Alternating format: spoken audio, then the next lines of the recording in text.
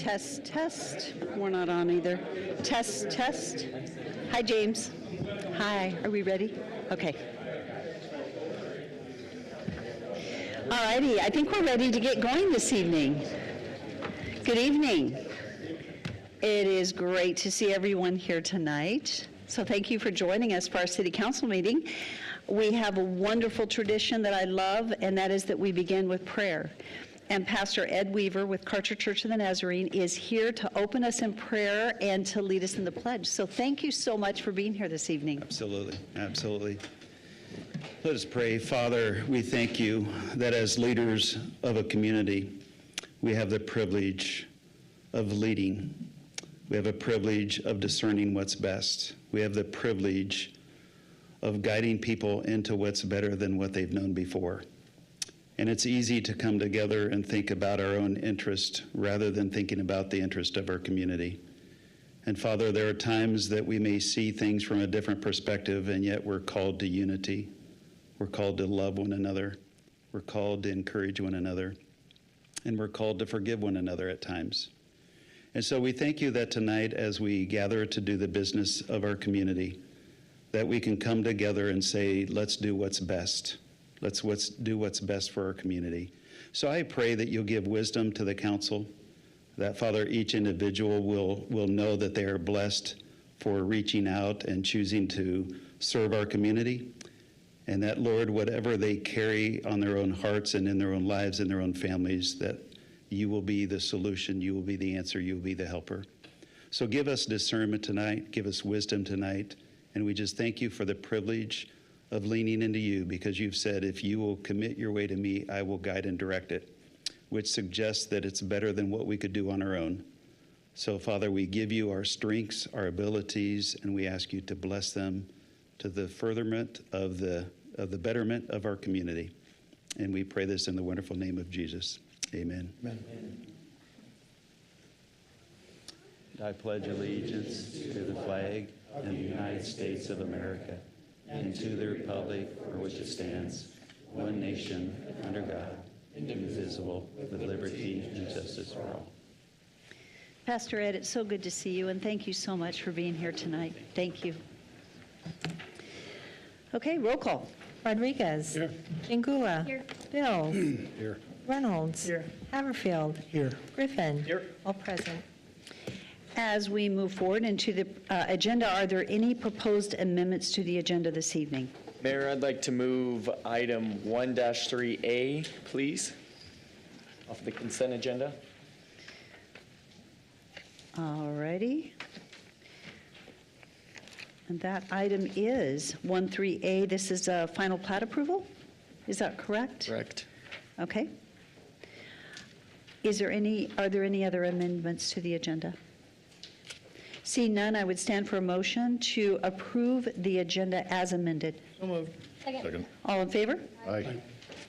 And then I would ask for a motion to approve the consent agenda with the amendment. So moved. Second. All in favor? Aye. Any opposed? Thank you. Okay, 13A is a plat approval. This is an action item, and it is the final plat approval for Cherry Grove number 5, which is in a RS 8.5 single-family residential zoning district, a total of 21.44 acres, and this is at 0 Elm Lane for KB Homes. So is there a question regarding that item? Yes, so with the final plat approval, the development agreement has already been signed, correct? This is now allotting and designating and giving the final approval for the plat, or is this the final opportunity to make any amendment on the development agreement? I would like to defer, well, here comes Daniel. We're deferring to Daniel. Daniel, thank you. Mayor, Councilman Griffin, this is just the development agreement is complete. The preliminary plat has been approved. This is just dividing up the lots and a business item to say, yes, this matches the preliminary plat and the development agreement and the approval to proceed. Okay, so the development agreement has been signed by both the city and the applicant? Yes. My only question, in light of our Thursday workshop, I've been trying to ponder how we move forward with growth and development and what our paths and our routes would be. Obviously, this one does not have the opportunity to have a development agreement attached to potentially attach a mitigation fee, so that was the route I was going to go, but seeing that we're past that point, I don't have any issue. Okay, so I would stand for a motion then on this particular item. Moved. Second. It's been moved and seconded. Is there any further discussion? Roll call. Rodriguez. Yes. Bills. Yes. Haverfield. Yes. Griffin. Yes. Jingula. Yes. Reynolds. Yes. All in favor, motion carries. In response to your comment, Councilman Griffin, I think that we need to have a council workshop on that before we would do that, and it would be done at the time of annexation with the development agreement at that time. So we need to have a workshop around that issue, and then we could, if we so choose to move that direction, we could do that with future annexations. I would recommend sooner than later. At this point, I don't know. I can't say I'll vote one way or another until we have the project before us, but I'm not leaning into any future growth camp until we have that resolved. Thank you. Thank you for those comments. The next item for tonight are staff communications, and we have our planning and zoning staff communication.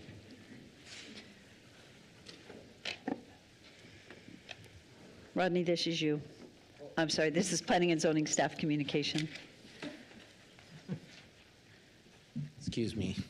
fine. Rodney Ashby, Planning and Zoning Director. We have 5 items to report on from the Planning and Zoning Commission last week.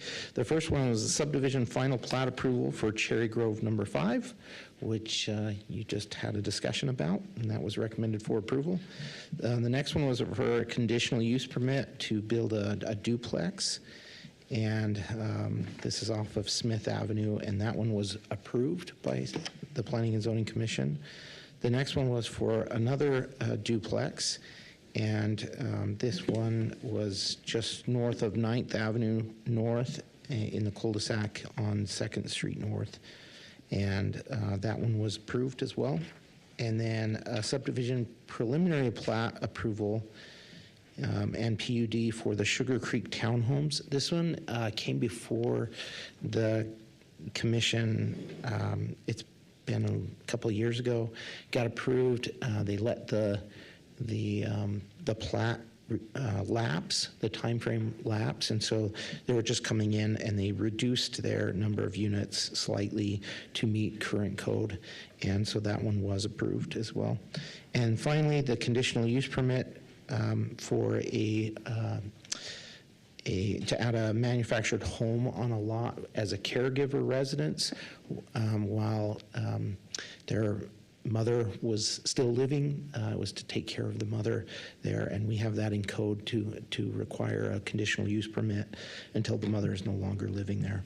And that one was approved. That's, let's see, I'll give you the address, 7734 Birch Lane, and that's all I have.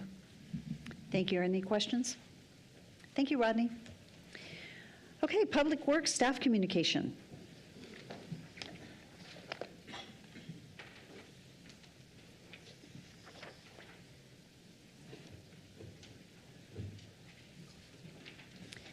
Good evening, Crystal. Good evening. I have a whole stack of stuff right here, so bear with me. It's kind of a small area that leans, so. Right, here we go. Good evening, Mayor and council members. I just have one update for you today, and then afterwards I'm going to invite Dan Badger up to give the rest of the Public Works update, because we still like him in Public Works. On March 20th, I had the honor of attending the presentation of the Patriot Award to 3 of our staff employees. And I'm going to ask them to come up and awkwardly stand right next to me, because I know how much they love being up for public speaking. The first is Don Barr, our street superintendent, followed by Jeff Kazma, our streets assistant superintendent, and then Jose Guardian, our streets lead. Thank you, gentlemen. So, these 3 gentlemen were nominated by Jeff Hilton. He's a 7-year veteran. He's an equipment operator for our streets division. He's also here, so I'll ask him to come up. Thanks, Jeff. Joined by quite the crew right here. This award was presented by the Employee Support of the Guard and Rescue. I'm going to tell you a little bit about what they are. The ESGR is the Department of Defense office. It was established in 1972 to promote cooperation and understanding between the reserve component service members and their civilian employers. The ESGR fosters a culture in which all employers support and value the employment and military service of members of the National Guard and Reserve in the United States.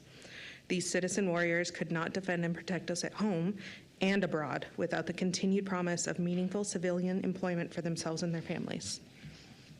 I've got a little presentation to show you, and then I've got some more reading.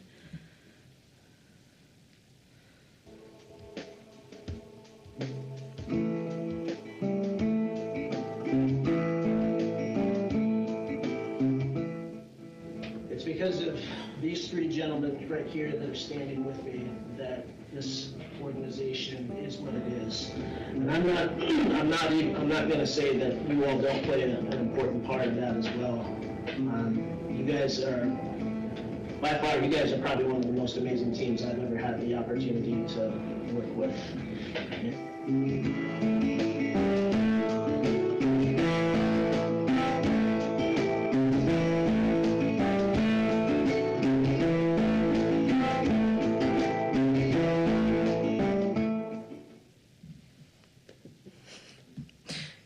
Short. So man of the hour right here. I'm going to turn the microphone over to Jeff to talk a little bit about why he nominated these three amazing gentlemen.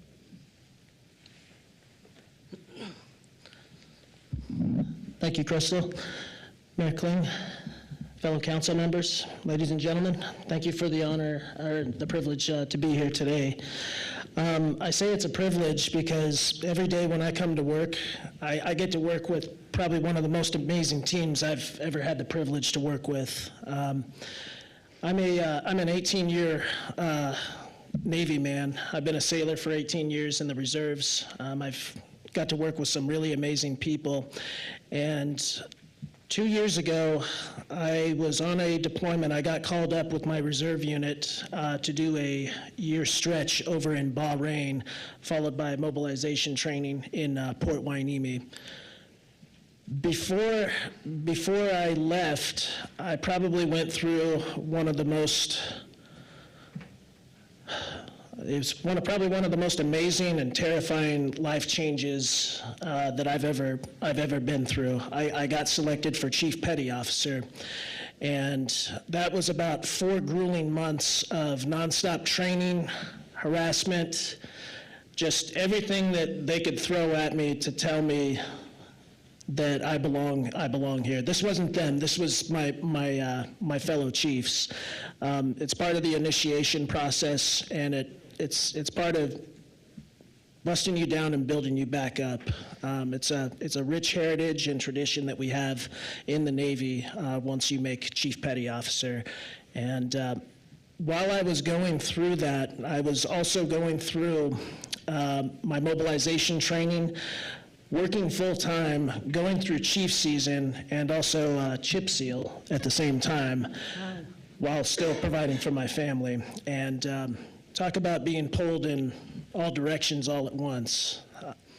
But I wanted to recognize these 3 gentlemen here today, Don Barr, Jose Guardian, and Jeff Kazma. These 3 men not only represent the best interest of the city of Nampa and their division, but of their fellow co-workers.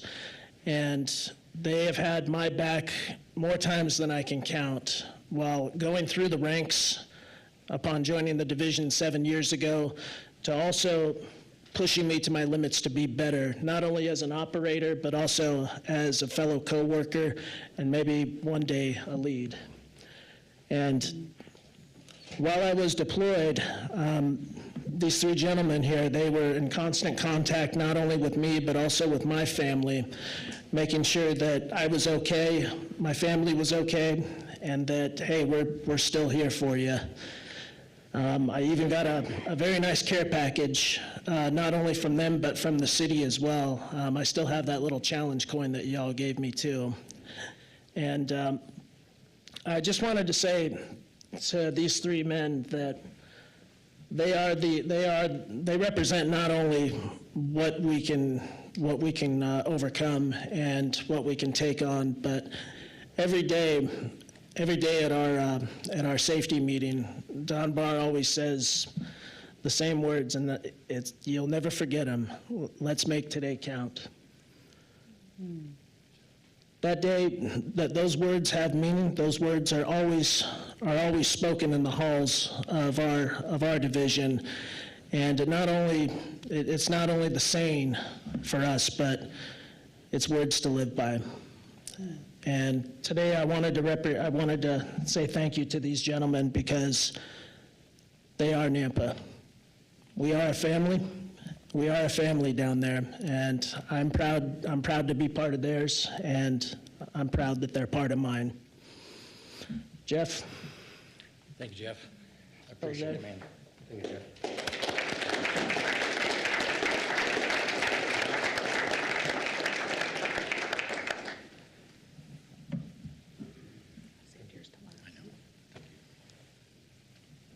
And we'd love to have you come forward and take another photo.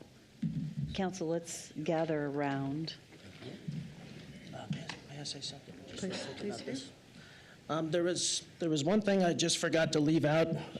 So when I got back from my deployment to Bahrain, Mayor Kling, I had the opportunity to recognize these gentlemen through ESGR, which is an organization that has a commitment to not only look out for the reservists while they're deployed, but also communicates effectively while also working with their civilian employment.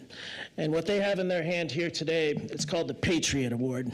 And this is a nomination for employees that's given by ESGR for their recognition and hard work and sacrifice to guards and reservists.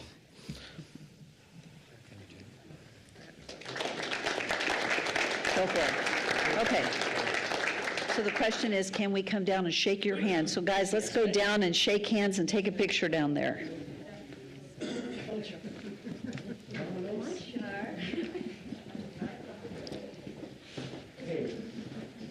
Don't be saying things like that, Sean.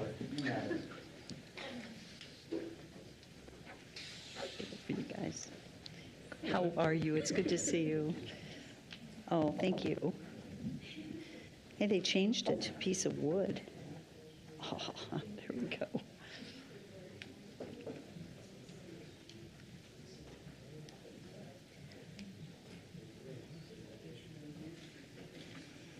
We can squeeze down here, yeah. And you need to come be with us, yeah. That's, yeah, or you can hold it. Okay, yeah. Yeah, here we go. That's okay, okay. That's, I've already been in a picture, so. I'm so proud of you. Thank you so much. Thank you. Thank you. Thank you. Were you guys, I know you were in the military. We have 9 out of 9. 23. So you know what? One reason why we have an amazing crew and the work ethic we do, because 9 of the 23 have been in the military and have served. And I tell you what, you are to be honored. All of you guys, thank you. I am always so proud of our team and the work they do. Thank you so much. Thank you. Okay, how do we want to do this? Okay, come on, Daniel. Okay, right here. Everybody, 1, 2, 3. One more. There we go. There we go. 1, 2, 3.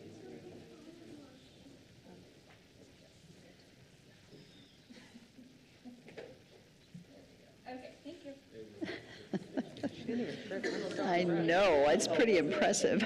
I've never seen a photo taken like that.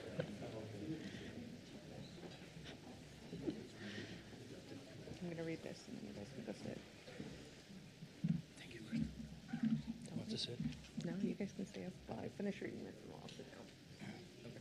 I'm sorry to ask, but can I say one more?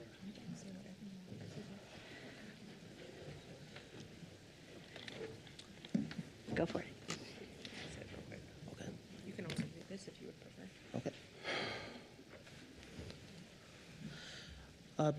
Before I forget, I'd also like to give a special shout out and recognition to my family that came with me here today. I'd like to introduce my wife, Amanda Hilton. Stand up. And my daughter, Riley. Were it not for them, I wouldn't be doing all these great things that I get to do. They keep me in check, they give me the support that I need, and they give me the kick in the butt once in a while when I need it too. So, Amanda, honey, thank you. And thank you, Riley. Oh, precious.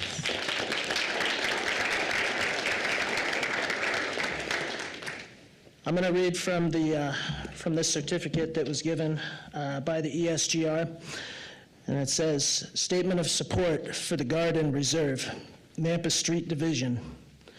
We recognize the Guard and Reserve are essential to the strength of our nation and the well-being of our communities. In the highest American tradition, the patriotic men and women of the Guard and Reserve serve voluntarily in an honorable and vital profession. They train to respond to their community and their country in time of need. They deserve the support of every segment of our society. If these volunteer forces are to continue to serve our nation, increased public understanding is required of the essential role of the Guard and Reserve in preserving our national security. Therefore, we join our employers in pledging that we fully recognize, honor, and comply with the Uniformed Services Employment and Reemployment Rights Act, USERRA. We will provide our managers and supervisors with the tools they need to effectively manage those employees who serve in the Guard and Reserve. We appreciate the values, leadership, and unique skills service members bring to the workforce and will encourage opportunities to employ Guardsmen, reservists, transitioning service members, and veterans. We will continually recognize and support our country's service members and their families in peace, in crisis, and in war. Signed, Debbie King, April 2025, and John E. Sampa, National Chair, ESGR. Thank you, Mayor Kling. Thank you so much. Thank you. All right, now you guys have heard enough of our voices, so to keep the good news coming, I'm going to bring Mr. Badger up here.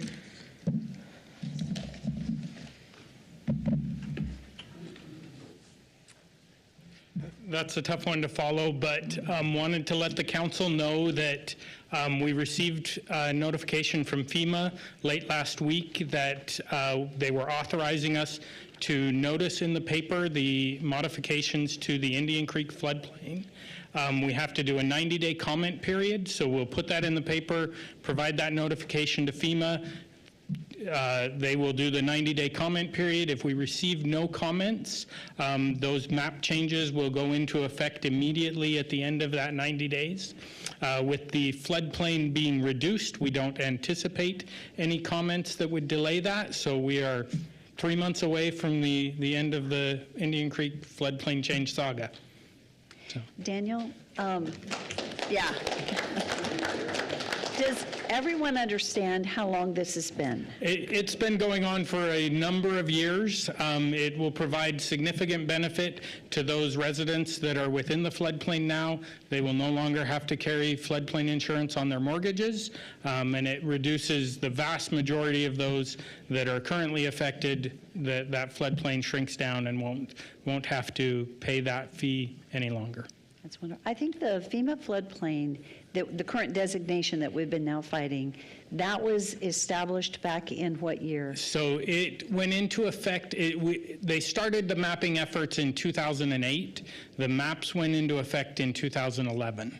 And then I think we started in 2019 or I want to say 2020, we started this effort, and so it takes a while to get the data, get it all through in FEMA's, get it through their purview, and we're right near the end. Wow, that's amazing. Thank you so much. It's been a lot of work, but well worth it for our community. Thank you. Absolutely. Good job. Thank you.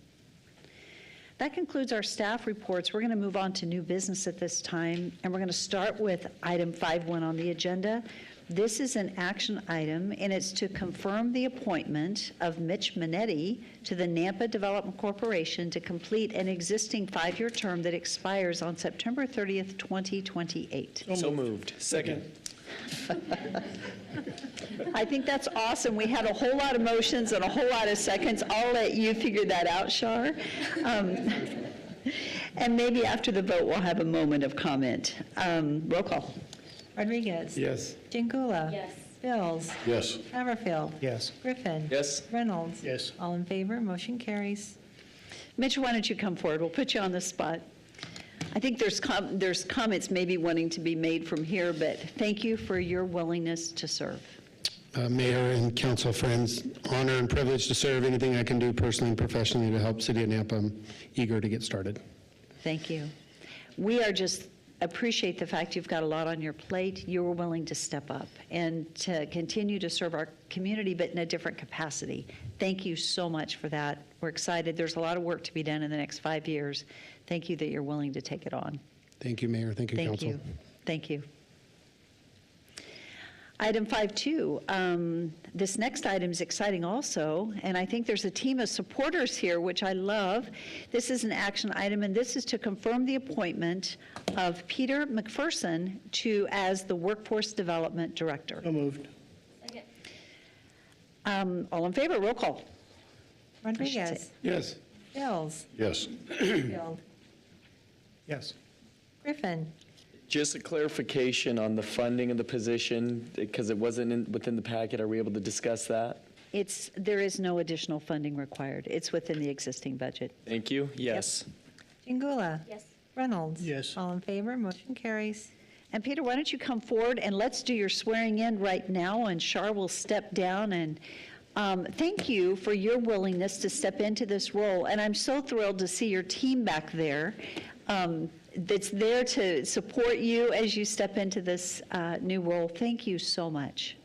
And for council, as you know, we've done somewhat of a reorg. We've gone back to a former organizational structure, and I appreciate Peter's willingness to step in and lead.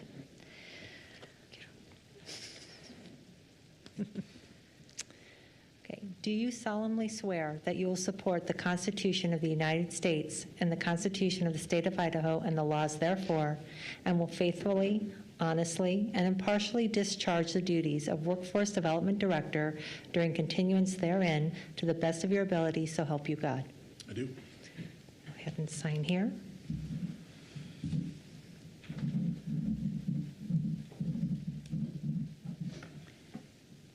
Congratulations. and Congratulations. Thank you.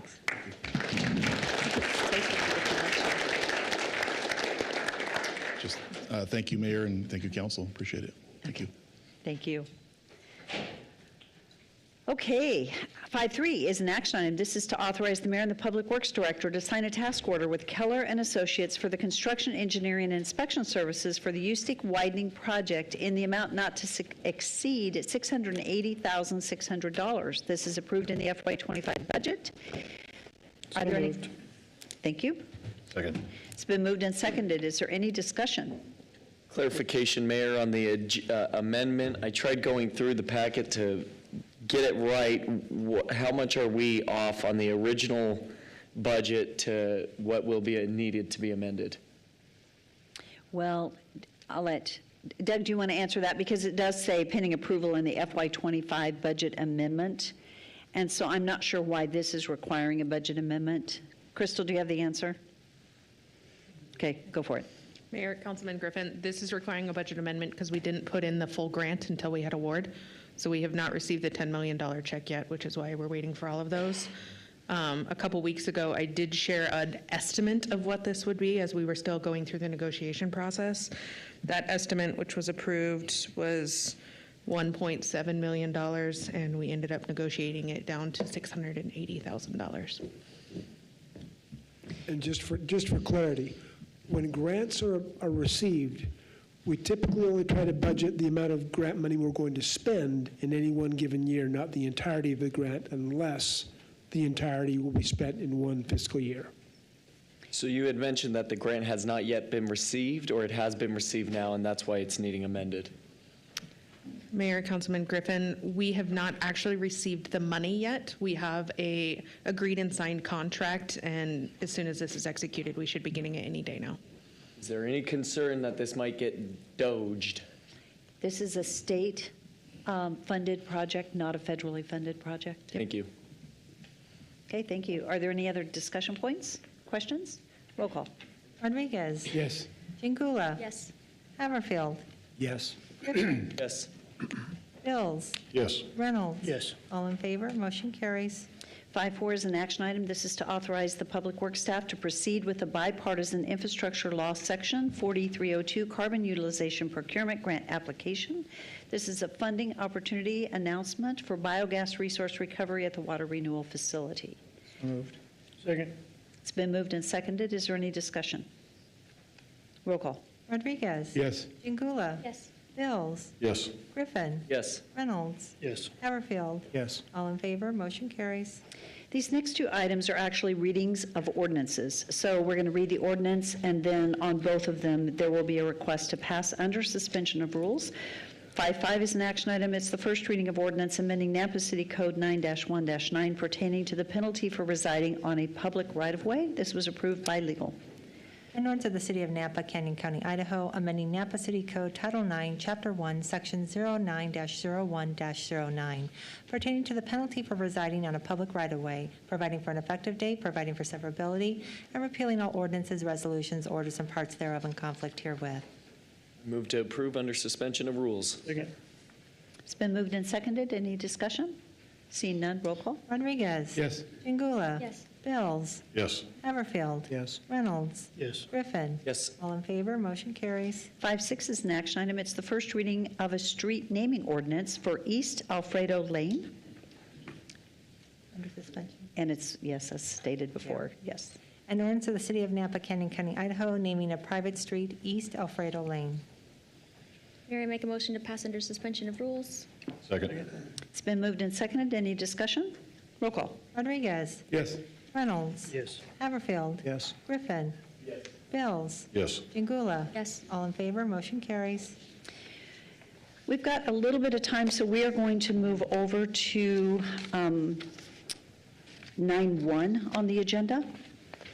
And then more than likely after that, we'll move back to our regular agenda order. So 9.1 is unfinished business. This is an action item, and it's to authorize the mayor to sign a resolution adopting the Southwest Nampa Specific Area Plan, amending Chapter 15 of the Nampa 2040 Comprehensive Plan for the City of Nampa regarding the definition of the Southwest Nampa Specific Area Plan, amending the City of Nampa future land use map to include the boundaries and land uses of the Southwest Nampa Area Specific Plan, and providing for an effective date. This was continued from the April 7, 2025 meeting. I would like to start by asking our legal counsel to provide a little bit of clarification on what we're doing this evening. Thank you, Mayor. I'd be happy to do that. Had some questions from council members and others about this. I thought it'd be helpful to explain what we're doing here on with the resolution. Idaho's Land Use and Planning Act, LUPA, requires that any amendment to a comprehensive plan is affected by a resolution. And the purpose of a resolution is really twofold. First, it's a formal record of the council's prior roll call on a policy decision, which comprehensive plans are policymaking. The second purpose is to affirm that all legal procedures were lawfully followed. Resolutions like this one for 9.1, it's not a matter for deliberation. That took place on March 3rd at a public hearing, nor is it a time to go back to the merits of an application. Really what this is, it's the procedural formality of capturing what took place and capturing that in a written resolution. So resolutions of this very type are administrative business. That's why it's on the unfinished business portion of your agenda at these public hearings routinely. In other words, the resolution is to memorialize a policy decision, not reconsider them, and that legislative act took place at a deliberation on March 3rd. For those here who had not listened to it, you're welcome to do so. Now here tonight, this is to do the subsequent administrative act. That's the capacity in which this council is acting, is administratively on a business item. Thank you for that, for sharing that. That said, we are not expecting any discussion tonight on this particular item, but I do want to share something regarding this item, and that is that Councilman Haverfield and I had extensive discussions, and if given the opportunity, he would have changed his vote and not supported this moving forward.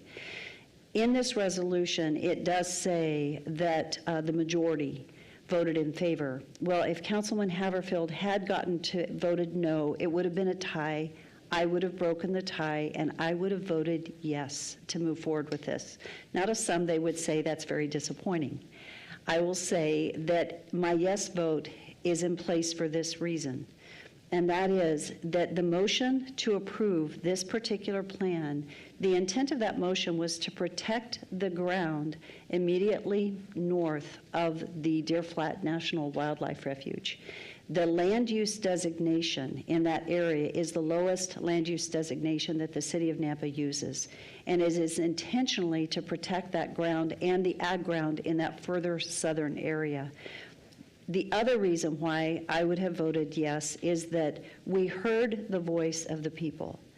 And one thing that everyone said was they did not care for the high-density area. This current land use map has a lower density overall than the current land use. However, there is a high-density area in it, and we heard a lot of testimony against that high-density area. The reason I'm suggesting that we move forward with this area-specific plan as we voted on is because we are beginning on a 2050 comprehensive plan update. That will be beginning in just a couple of months, by early summer. During that process, we are going to revisit this Southwest Area Plan in the comprehensive plan review.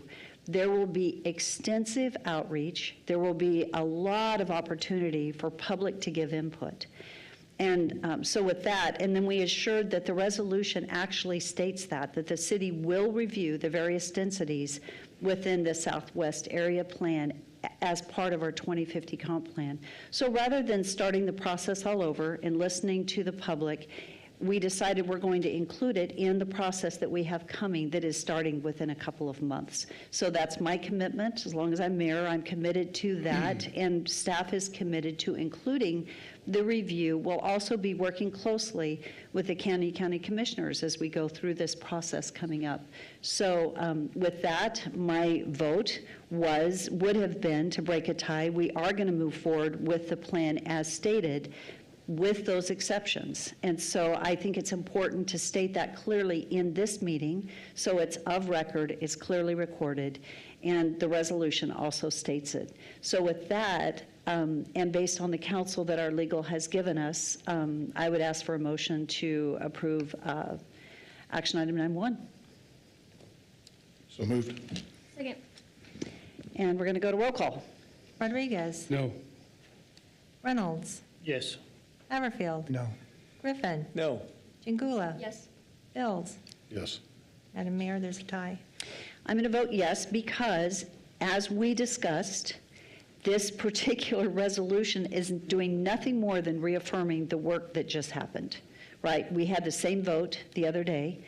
And so, and again, if the public were to understand, the current land use map is a higher density than this one with the amended plan. It's a much higher density in the northern area, and it doesn't protect our Deer Flat National Wildlife Refuge. Why that's important, and I'll just state one more thing. When a landowner wants to sell their ground or a developer wants to buy ground, they go and they look at our land use map. This land use map is now going to reflect that that area, the southern area next to agriculture, is the lowest density it can be. That's exactly what the people asked for. This council, anything in that high-density area would have to come before city council, and city council would not probably approve that based on what we heard from the members of the public. So based on the direction we're going, approving, that's why I break the tie. We're going to be totally reviewing this again as part of our area, and we look forward to doing so. So we'll just come back and review it as part of our comprehensive plan update, which will begin in just a couple of months. With that, I think we're done. Okay, so I'd like to go back to, we have a couple proclamations this evening. And the first proclamation is Idaho Gives Week. And Jill and Autumn, you can come forward as I read this, and then we'll let you share with us for just a moment.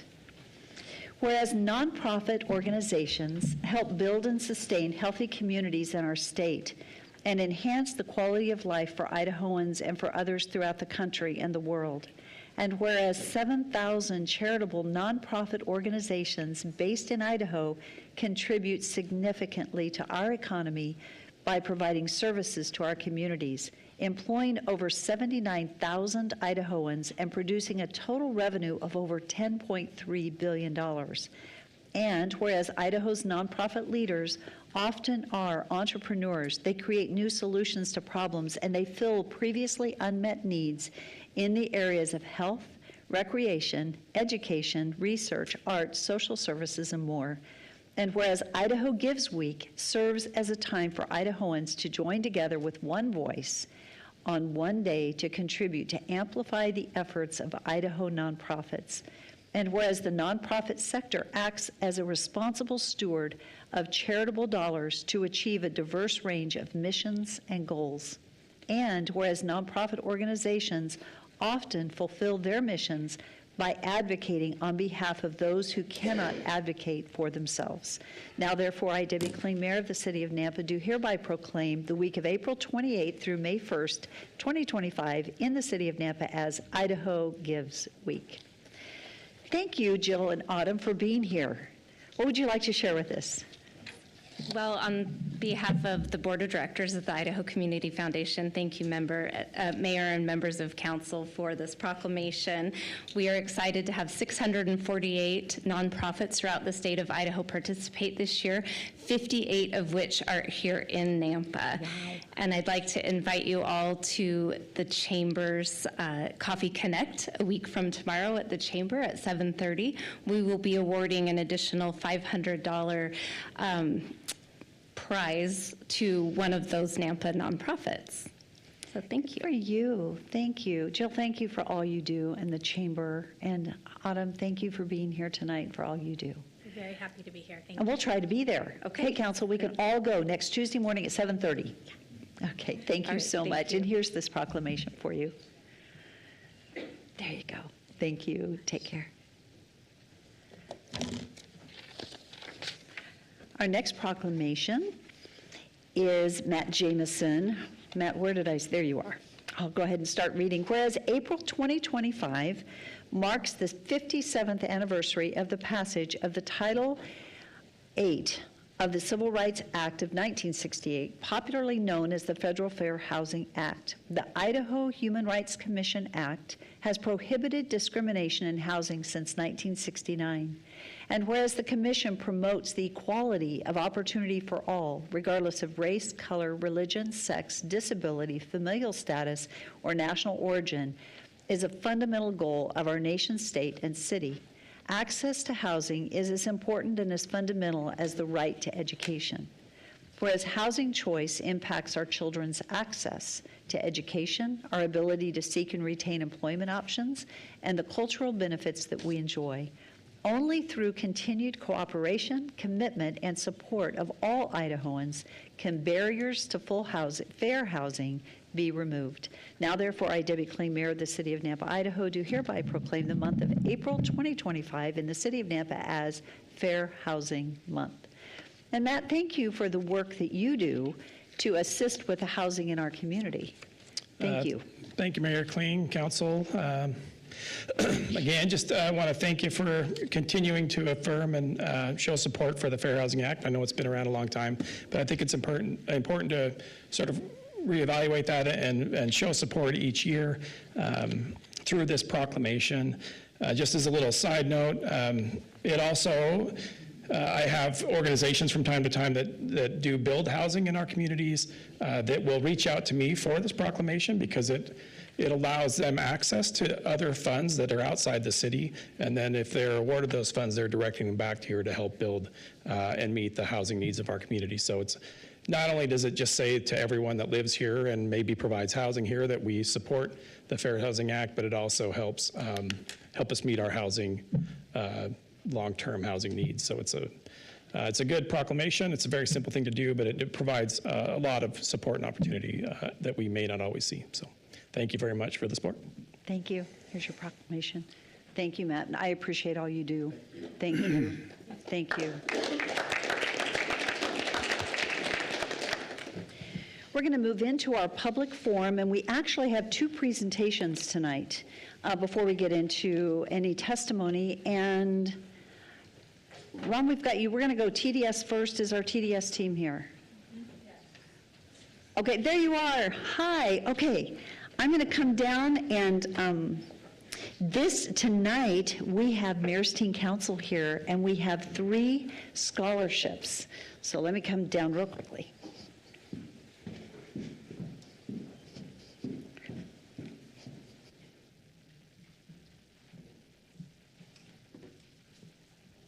I'm so proud of our seniors and so thankful for TDS. How are you? It's good to see you tonight. Thank you. I didn't recognize you in your cowboy hat. Yeah, it's good. Well, I will say that TDS has given the city of Nampa a $1,500 donation for scholarships. And we had 3 seniors that actually have applied for these scholarships. And so let's do a photo with your check, and then I'll let the 3 seniors introduce yourselves and share something. Come on up, girls.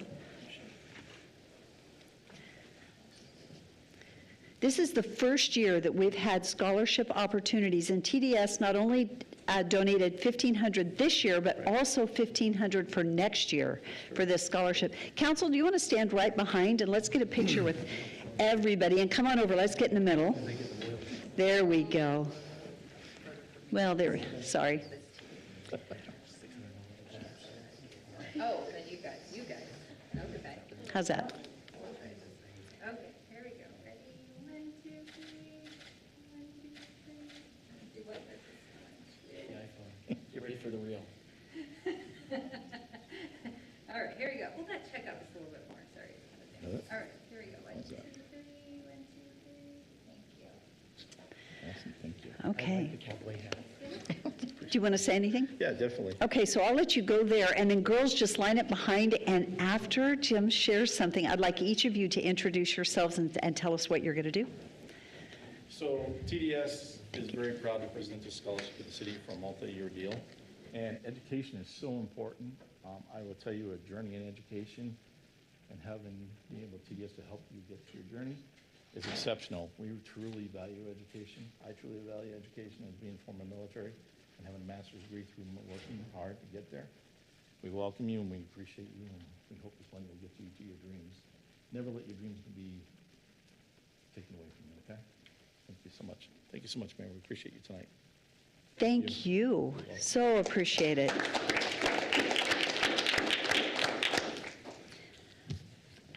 I don't know exactly what you would like me to say, but Your name, where you're in school, and what you're going to do after you graduate. my name is Avery Jessen. I currently go to Idaho Arts Charter School. I plan to attend NNU to major in communications and further my love for public speaking and team management as well as project management. I really want to be a director of communications and really just be involved in the community and further my growth in education. And you've been very involved in debate and done quite well with that, huh? Yeah, it's my passion. Yeah. Love speech. It's great.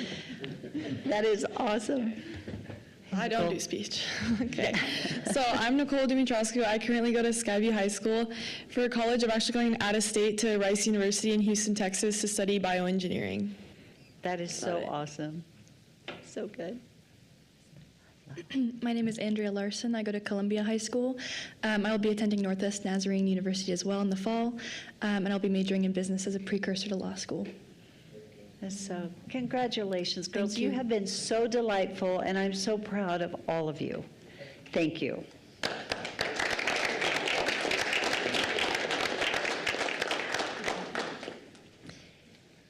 And next up, we have Ron Wormser. Thank you for joining us. Thank you. Mayor, council members, thank you for the opportunity to talk to you.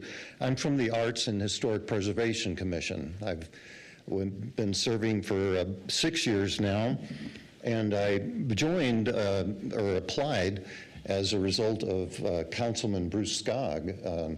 I was working for him as his marketing communications director, and he recommended that he knew my background in film and my love of history and background in community theater, and so I applied, and it's been great. Tonight I want you to just look at a 1-minute video, 1 minute 15 second, and then we'll talk about it. There's no narration, just read along.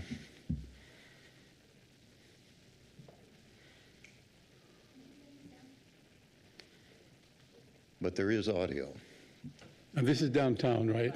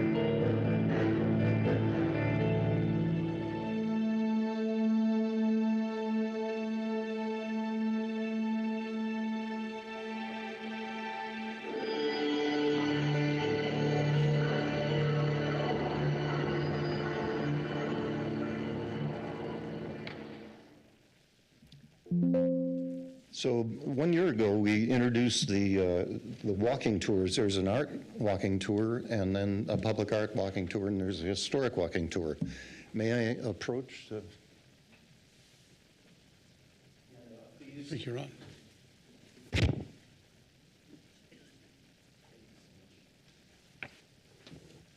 In this brochure, there's a QR code. And if you point your phone at that QR code, it will launch you right into this tour. You don't have to download anything. You just hit that QR code and go. And you will take a walking tour through Nampa. There are 30 stops. It takes about 90 minutes. You'll walk about 1.5 miles. I hope you'll take longer because you'll stop for ice cream or a sandwich or something else, or shopping downtown as well, because it takes you right through our historic district. That film that we just watched is part of the walk. You'll see that as you go. When you'll be a little blued out on the map, it'll lead you to the next thing, and you will hit the button and watch the film.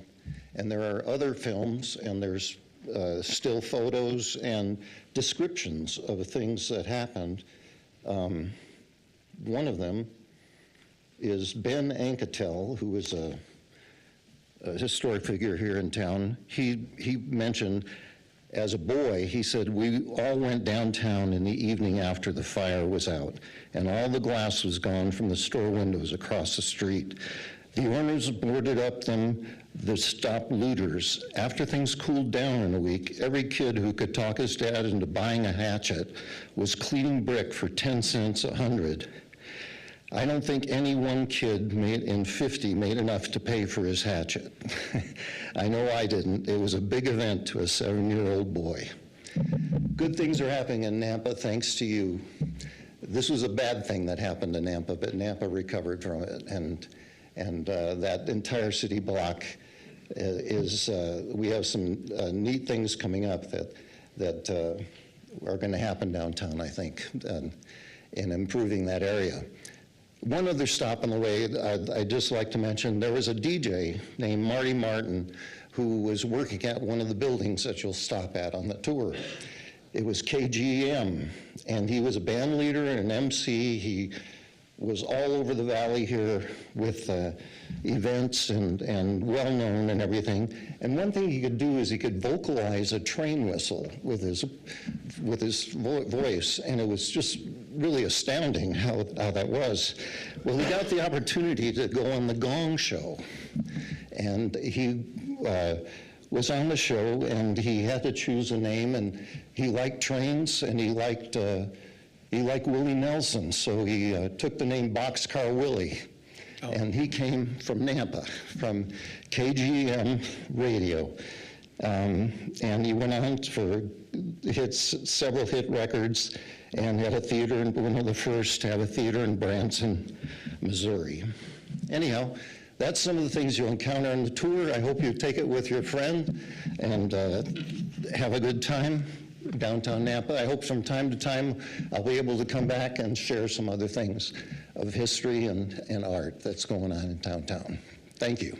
Ron, thank you so much. Thank you for lending your time and talent and expertise to this community. I appreciate it. This is awesome. Pleasure. It's my pleasure. Can't wait to do this. I haven't done it yet, so thank you. Ron. Thank you.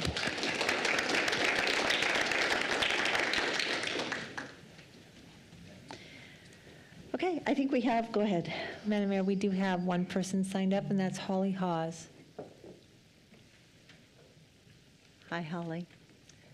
Hi there. Yeah, I just wanted to do an update. Your name and address. Yes. I'm Holly Hawes. I live on 120 Hudson Avenue in Nampa, apartment B, so I'm in the middle.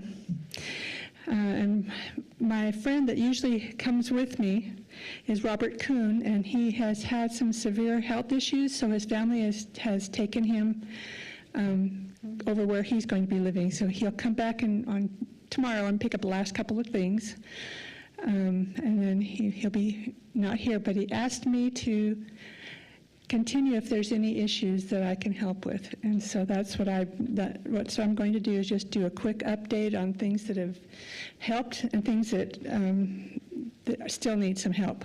One thing that we did notice that there were originally our issue has been speeding on our street, and it happens also on Smith Avenue and the one on the other side. I forgot the name. And there is a sign now close to the school that says 20-mile-an-hour school zone. However, my understanding is that the whole streets are supposed to be 20 miles an hour, and we're still seeing trucks, even pulling trailers, especially in the mornings and the evenings, that are going way over speed. And we still, at those hours, we have our children home from school, but they're playing in the yard and throwing balls, and there's still issues that could threaten their lives. And also our elderly that, I love to walk. My next door neighbor's almost blind, so we're gonna take a walk together, because he loves walking outside as well. And another neighbor who has polio and can't move very fast, but she's very active and smart. But what I've seen is that if cars are going that fast, and I'm really saying very fast, way over, most of it is like between 45 miles an hour, honestly, because they're taking our street as a shortcut between one street and the next to get onto their business. And so for them, it's just business. But they don't realize we have little people and elderly people that are out there at hazard, and I would hate to see a death make the change. And so that's why I wanted to make another effort to come here. We do appreciate that there have been efforts to try and slow things down. The police have been very supportive. The sheriff's, deputy sheriff department we have spoken with. And there's things that they're trying to do, but there still needs to be more if possible. And my best suggestion is still either to have speed bumps or speed dips, and then that'll force them to slow down. That's the only thing that I can think of that would really do it, because I still see it. Anyway, Madam Mayor. I think that's all I had. Yeah. Holly, thank you so much for coming. Would you please let Robert know that we're so sorry to hear about his health issues, and we'll keep him in our thoughts and prayers. Yeah, that was exacerbated by the issues that he's had with the speeding and the loud noises. But my main concern is still the speeding and the safety of our streets. Thank you so much. Thank you, Holly. Yeah, I will see him tomorrow. So. Okay, thank you. Okay, is there anyone else that had intended to testify on a non-agenda item this evening? Okay, seeing none. We're going to move into our public hearings, and our first public hearing this evening is 8-1. This is an action item. This is the vacation of an unused portion of the existing City of Nampa utility easement. This is on a 3.34 acre parcel in the Community Business Zoning District located at 383 and 395 Caldwell Boulevard. This is for Paul Hilbig with Epic Shine representing Cobblestone of Idaho, PropCo. And this is the removal of an unused portion of an existing City of Nampa utility easement. Is our applicant here this evening? Good evening. Go ahead and come forward and give us your name and address.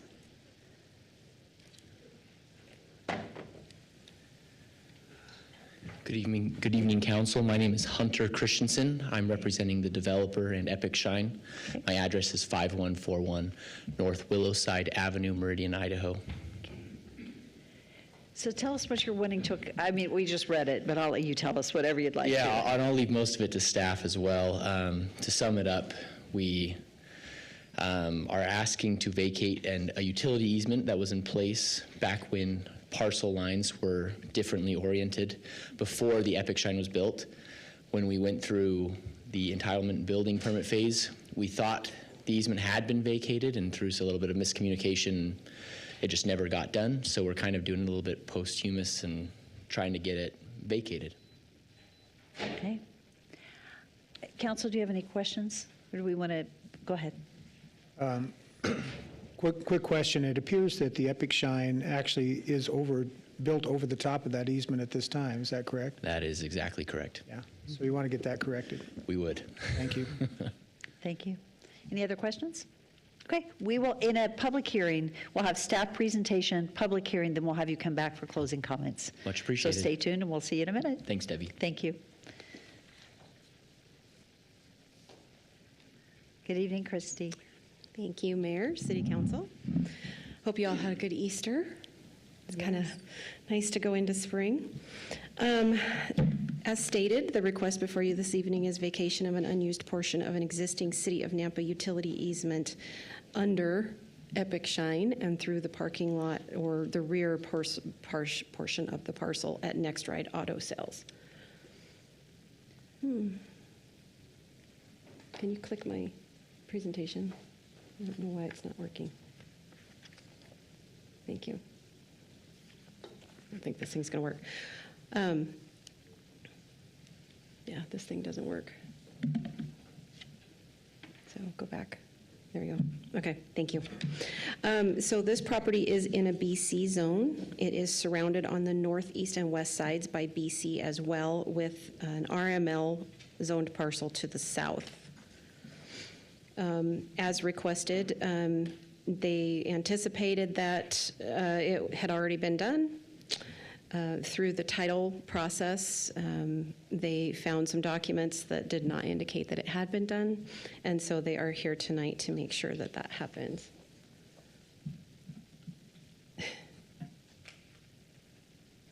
Got the other one. So engineering stated that the city will not vacate easements over any existing main lines. They do have some legal description comments. The applicant shall provide exhibits showing the existing on-site public mainline locations, and the applicant shall provide legal descriptions and exhibits for the portions of the existing easement to be vacated, not over those public main lines. These are the conditions of approval. Again, it just addresses those legal descriptions that are required by engineering. And the findings of fact are that this request was processed according to Idaho State Code, and that it is necessary because the easement is a city easement that is unused and unnecessary, and the easement area is needed for the owner to make full use of their property. here are your potential motions, and I'll stand for any questions. Thank you, Christy. Are there any questions? Pretty straightforward. Very. Okay, thank you. Thank Well, you. we will move into public hearing. Madam Mayor, there is no one that did an advance sign up for this project. Is there anyone here that had intended to testify on this item? Seeing none, this is an opportunity for applicant to make any closing comments or answer questions. Council, do you have any questions for the applicant? There are no questions. Do you have any comments? Nope. Okay, I would stand for a motion to close public hearing. So moved. Second. All in favor? Aye. What is the will of the council? Madam Mayor, I move to approve the project as stated on the screen for approval with recommended conditions and proposed findings. Second. It's been moved and seconded. Is there any discussion? Seeing none, roll call. Rodriguez? Yes. Hills? Yes. Haverfield? Yes. Griffin? Yes. Ingula? Yes. Reynolds? Yes. All in favor, motion carries. Thank you. Thank you very much. Thank you, Christy. Okay, item 8.2 is an action item. This is a variance of Nampa City Code 10-33-2, which is landscape, and 10-22-9 drive-through for the adjustment of a landscape buffer on a downtown business zoning on a .52 acre parcel at 95 Second Street.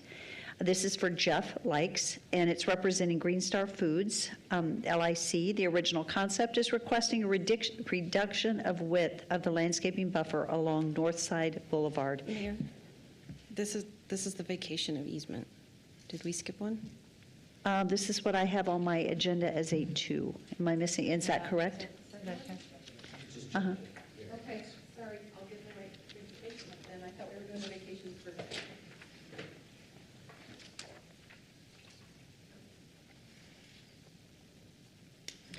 We have a vacation next. This is 8.2, which is the variance. Thank you. Yeah, Sorry to interrupt. that's okay. Not a problem. It's an easy fix. Thank you. So is our applicant here this evening for this particular item? Good evening. Thank you for sharing your name and address and telling us a little bit about what you're needing to accomplish. Absolutely. Thank you, Council. Chad Jones, ALC Architecture, 1119 East State Street, Eagle, Idaho. Excuse me. I'm here on behalf of our client requesting a variance on a previously approved variances of the same. Back, I guess to give you a little bit of history, and staff will get into this. Maybe I'll let you do this. It's a long story, but essentially what we're asking for is we're asking for the same variances that were previously approved on a project similar to this. This property was essentially split.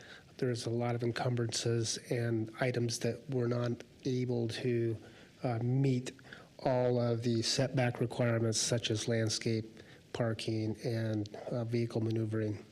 As a result, so I'm going to stand for staff to give their presentation, and then I'll be here for any questions. That sounds great. Well, we'll have you back. Great. Thank you.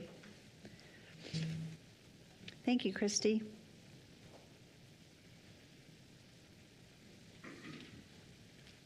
All right, thank you, Mayor and Council.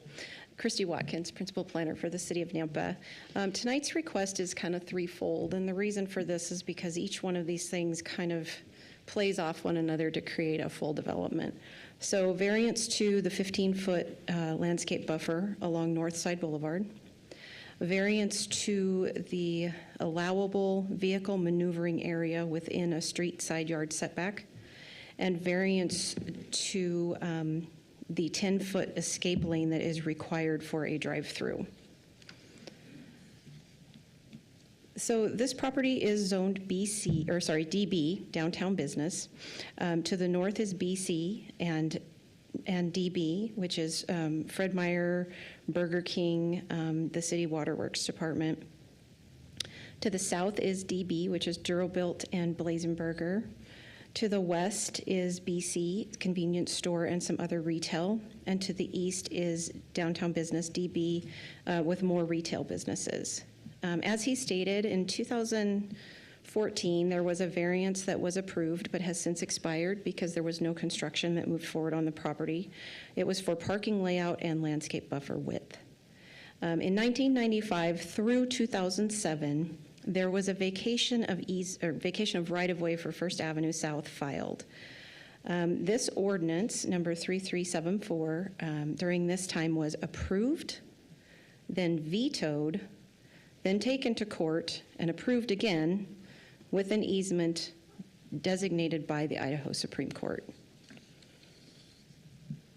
Oops. So on this map, this shows our functional roadway classifications. So the red lines are considered to be arterial roadways. The front of the property is 2nd Street South, and the side of the property is Northside Boulevard. The landscape buffer should be 20 feet on 2nd Street South, and it should be 20 feet on Northside Boulevard. They are able to do the 20 feet on 2nd Street, but on Northside, because of the restriction for the vacated 1st Street South, which is the area that you see running just between the parking spaces there, they have to shift the building and the drive-through over, which makes the landscape buffer on north side 8 feet 1 inches, and a little bit to the south of that is 7 feet 6 inches. That's the smallest point. And then, as you'll notice with the drive-through, it's about 13.5 feet wide, so it's not quite big enough to have an 11-foot drive-through lane and a 10-foot escape lane in that area.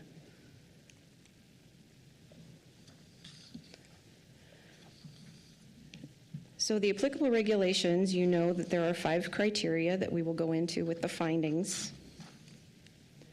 In this zone, a restaurant with a drive-through is a permitted use. There are setbacks required for the street side yard of 10 feet from any public right-of-way arterial collector street, so that would be north side. So that's your 10 feet. The front yard setback is 20 feet. That encompasses the landscape buffer on 2nd Street South, which is fine. So our code requires a 15-foot landscape buffer along any arterial roadway. So they're asking for a reduction just on the north side. For drive-through regulations, we do require that a 10-foot wide unobstructed emergency escape lane or area shall be provided adjacent and adjoining a drive-through lane, starting 20 feet past the entry point. The width of that is not, there's not room for that plus a regular drive-through lane, so it would be just a single lane rather than an escape lane. We also have code language that talks about maneuvering area within a side setback. So if that drive-through comes clear out to that 7.5-foot mark, they're into their 10-foot side setback on north side. So our code says that they are and shall not be permitted in any required front or side rear setbacks for maneuvering or drive aisle areas. So we'd have to give them permission to do that.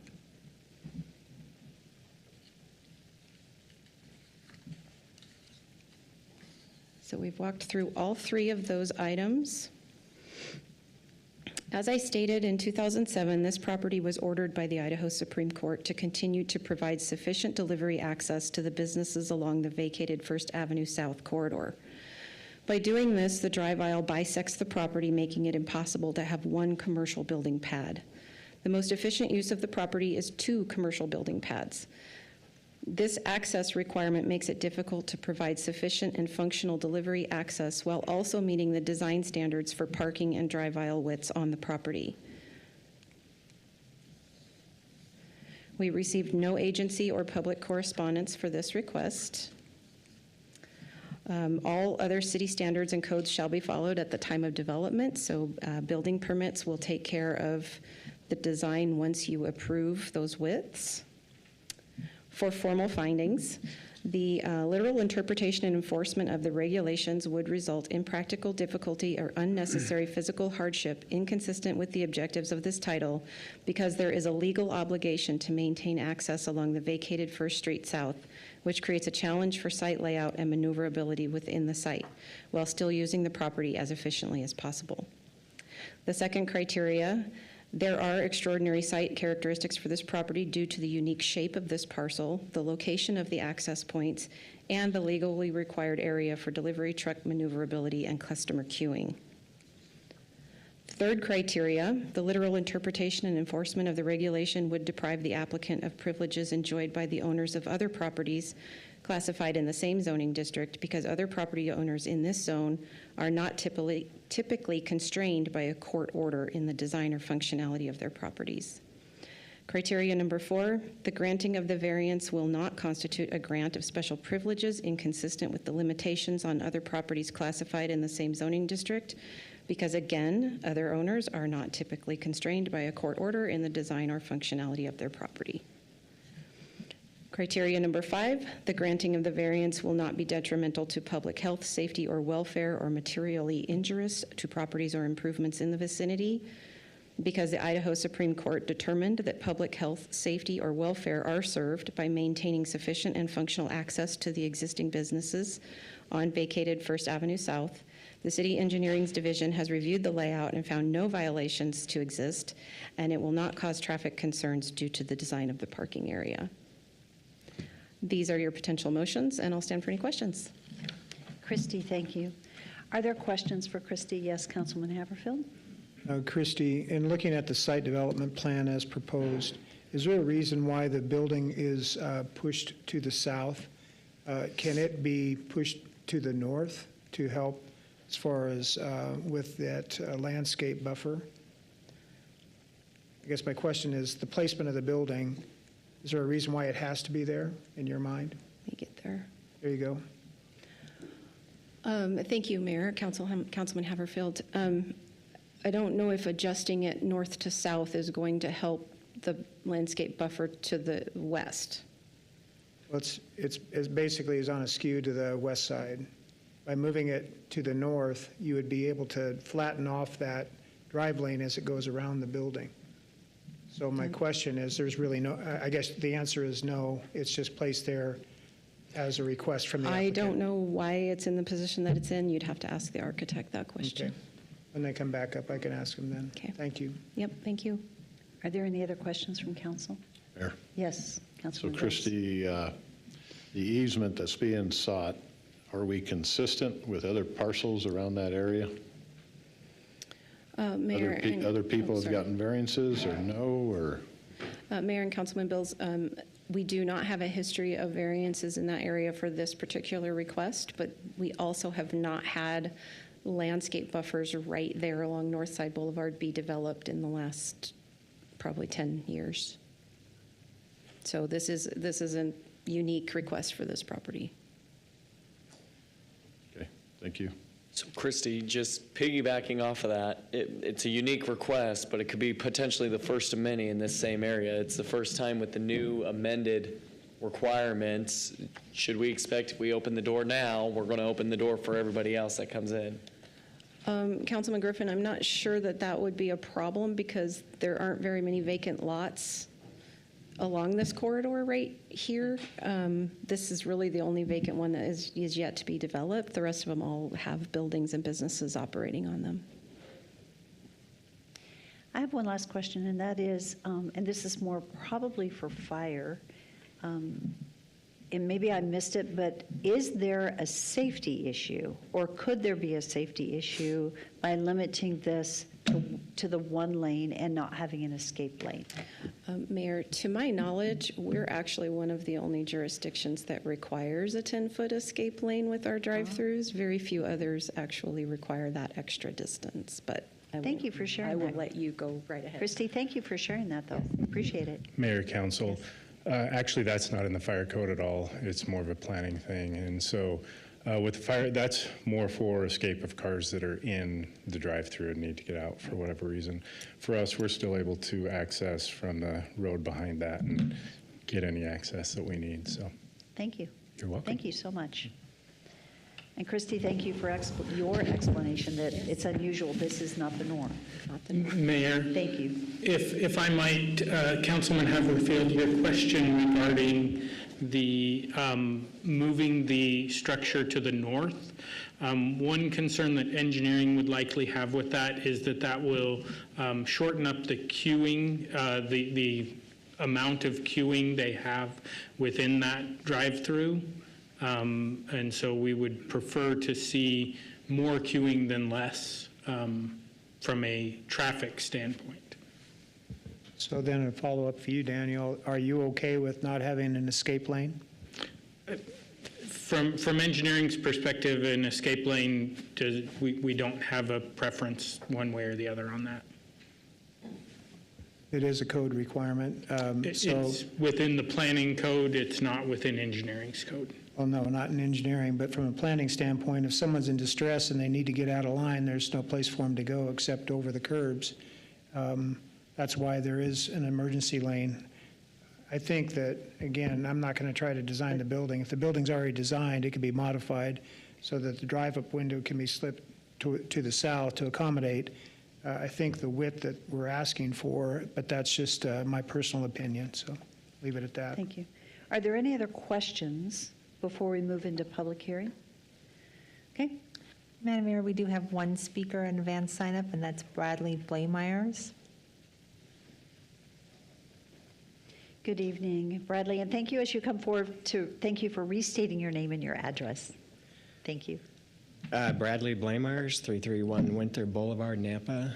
I am the owner of Blazenberger. Some of you remember 13 years ago. Things that happened for this. I'm really here just to say that I'd appreciate that it'd be fair and done correctly according to code, because we can't do anything. We have an agreement that we have to remain silent. So we leave it up to you to do the right thing. We don't mind them being there. Back then, it was all about the access and things that happen. The access is there. The only other things that we'd make sure is, one thing that the owner of Green Star Properties did say to us, he's going to put his dumpster right at the end of our drive-through. So just, we're local business. I've been doing this 35 years since I got out of the Army. I just ask that you just do what is correct according to code. That's all that me and my wife can do. We love what we do. We love where we're at. We love the city. And we welcome them. Actually, we do welcome them in there. I mean, that's been an eyesore in Nampa for 50 years, at least. So thank you for your time. Thank you. Thank you for coming. Here. Yes, do you have a Brad? question? Brad? Oh, good question. Sure. So can we go back on the screen to the site layout page?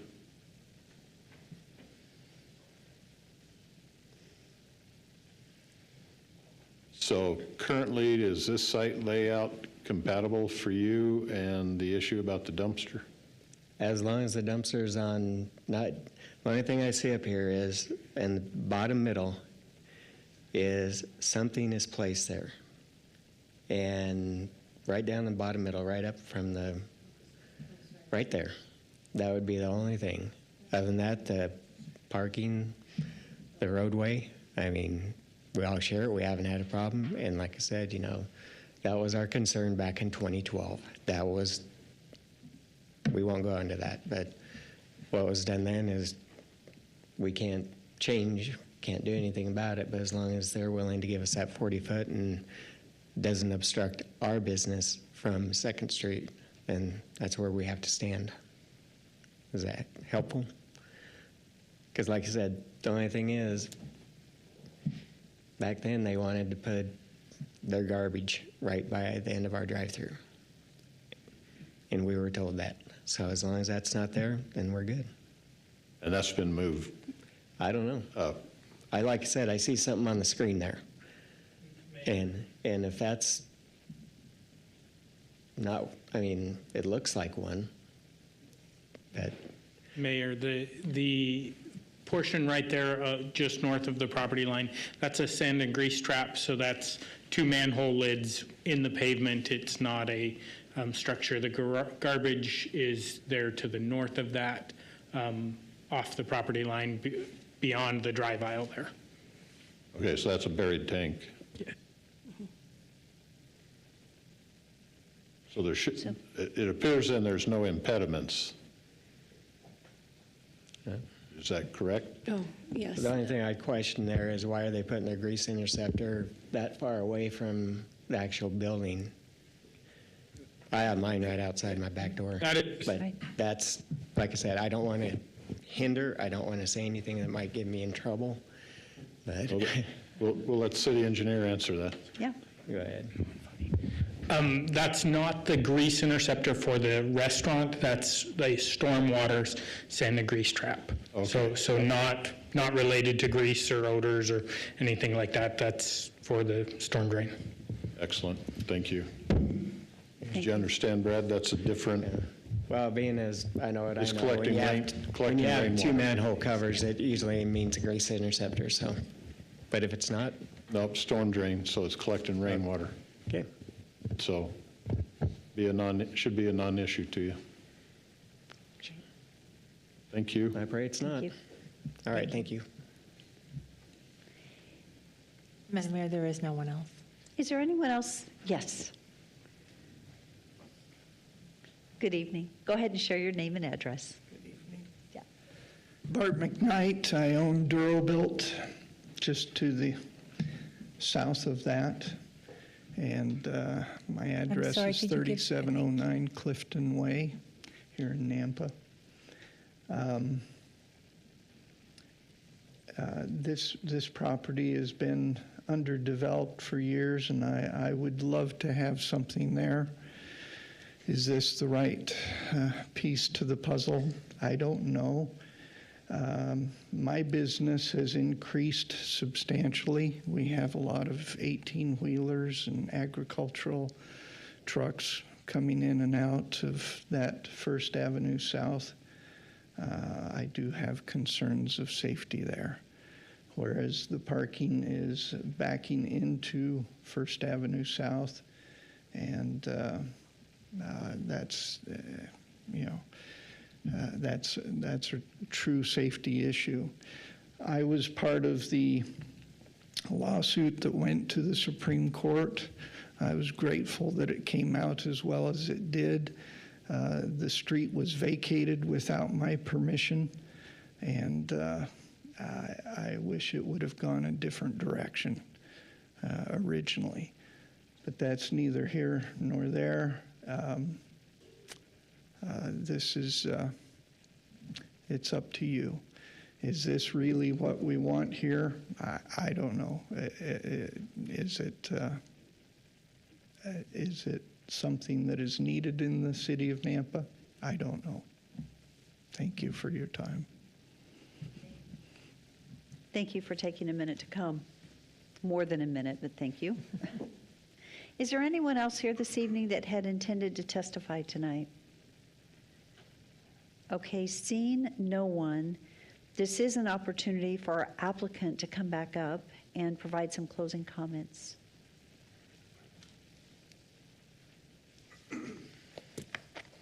Hopefully I have my voice clear. Apologize. I'm going to, I guess, get to the first answer, the first question of why we can't move this forward. And I can't really point to it, but there's a rectangle at the top. As you come in the queuing lane and where it drops back down, that is that aerial signage that provides signage to not just this property, but to other properties to the south. I believe that's part of your sign as well. So that's a massive constraint. That's part of why that drive-through does what it does, rather than come up around and then straight back down next to the building. So moving it to the north actually makes it worse. It takes away parking, takes away queuing length. It almost makes this parcel undevelopable for this type of a use.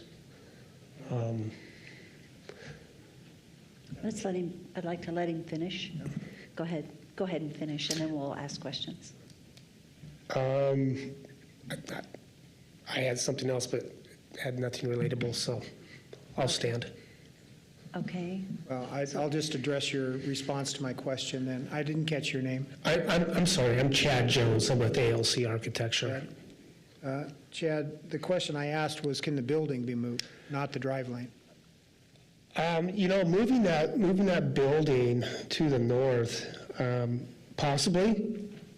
There could be room, but the other problem is do we have room for an escape lane past that drive-through window? It's difficult. I don't think so. If the building was moved to the north, you would have room for an escape lane. I can't say yes or no. I don't think we can, because I know we looked at that. The problem is the width is 12 feet on an escape lane. Okay, maybe you're not seeing the same thing I'm seeing. I'm seeing a landscape area directly north of your patio. That's correct. And you have a landscape area on the opposite side of the initial drive lane as well, where you just indicated there's some signage. That's correct. Right. The building itself could be, you could even reverse it so that your patio is on the opposite side of the building, which would be more uniform as far as having your patio on the south side so it gets natural light. But that's, again, I'm not trying to be the architect here. I'm just saying I believe that there is a way that you could shift the building, be able to create an escape lane or widen the landscape strip along north side, which is you're asking us to give you a variance to, and I see it a little bit different than what you're proposed to us is all.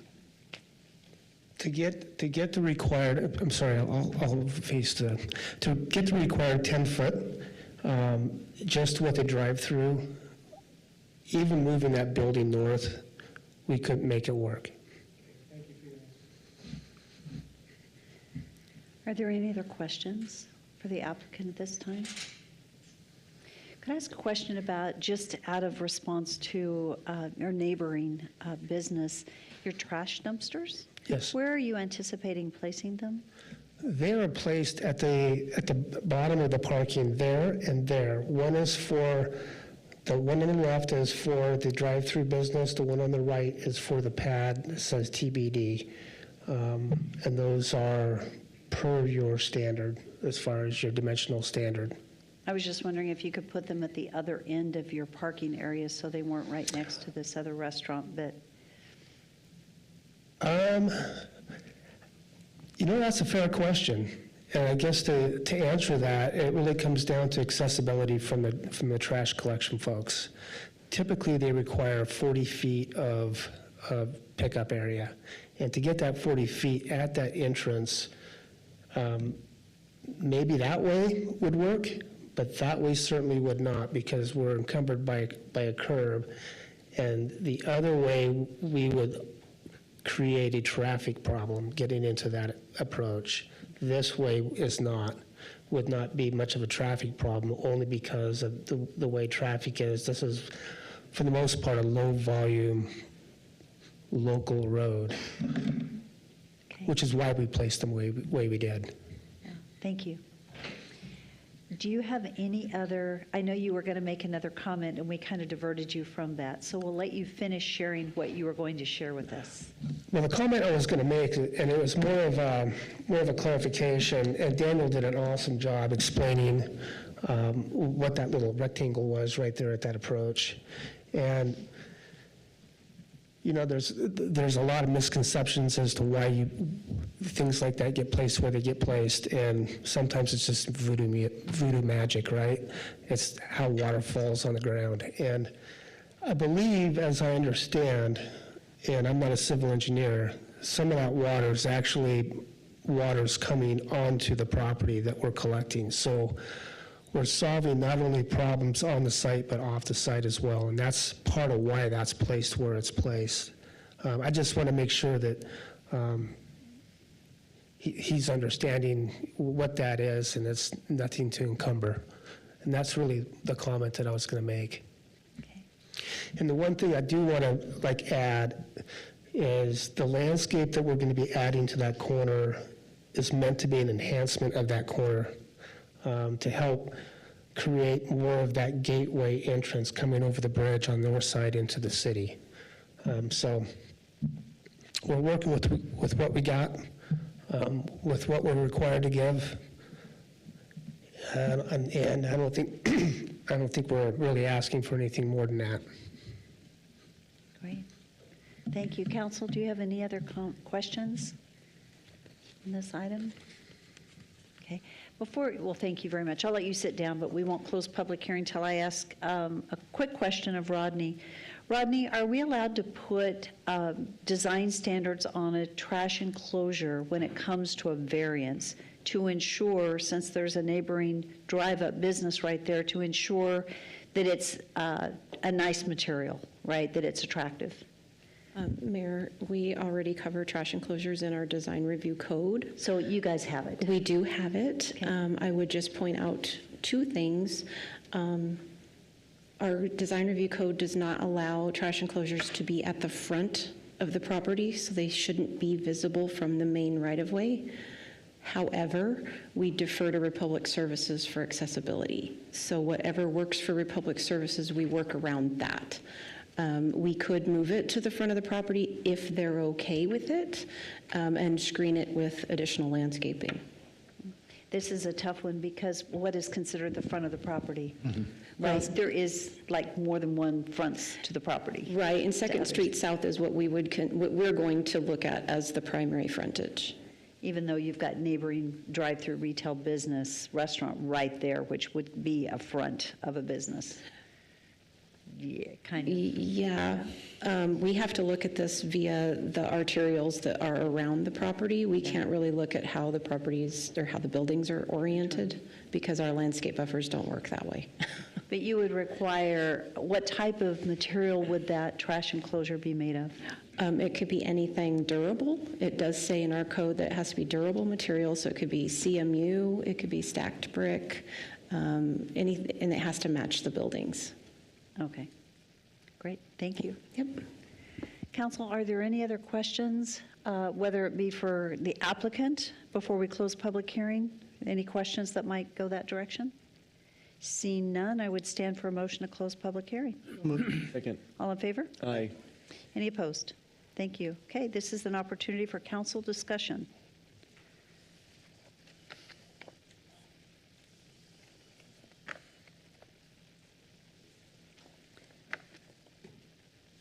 We have a quiet council at the moment. Madam Mayor, Yes.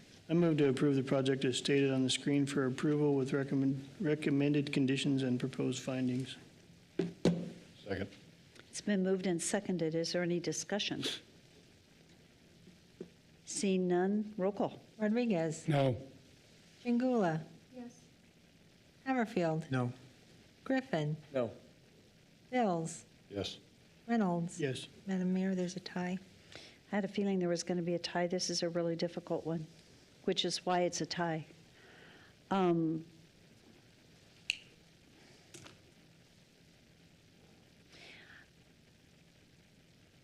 going to say yes. The reason I'm going to say yes, I'll say that something is that this is set undeveloped for so many years. I remember many years ago listening, and I'm forgetting the guy's name, talking about some restaurants and how when there was only one, it did okay, but then when it became more of an area and there were multiples, it actually did even better. And that's my prayer for your hamburger restaurant, because it's a wonderful, long-standing restaurant, that there isn't a situation where it takes away business, but it drives business. This lot has been an eyesore for a very long time. And I think the key, and this is where we're going to have to defer to staff to make sure it's done right, it's done well, and that the trash enclosures are nice, and that the development is a nice development that brings added good visibility and positive to that area, not negative. So with that, I will vote yes. The motion carries. All righty, that's the end of that one. Thank you. We've got 2 more public hearings this evening. Council, do we need a break, or are we okay continuing through? You're okay? Okay. I'm sorry? Okay, I think we lost one, and then I hear a break, so we're going to take a 5-minute break.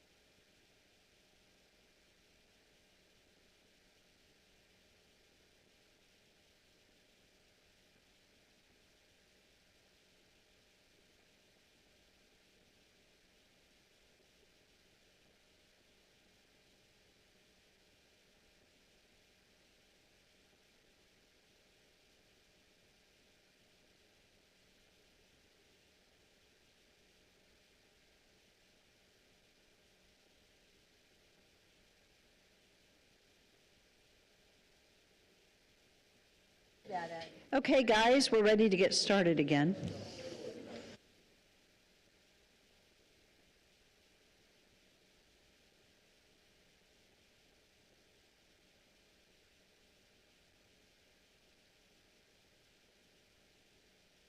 So hopefully we'll get council back and we will move on to item 8.3 on the agenda.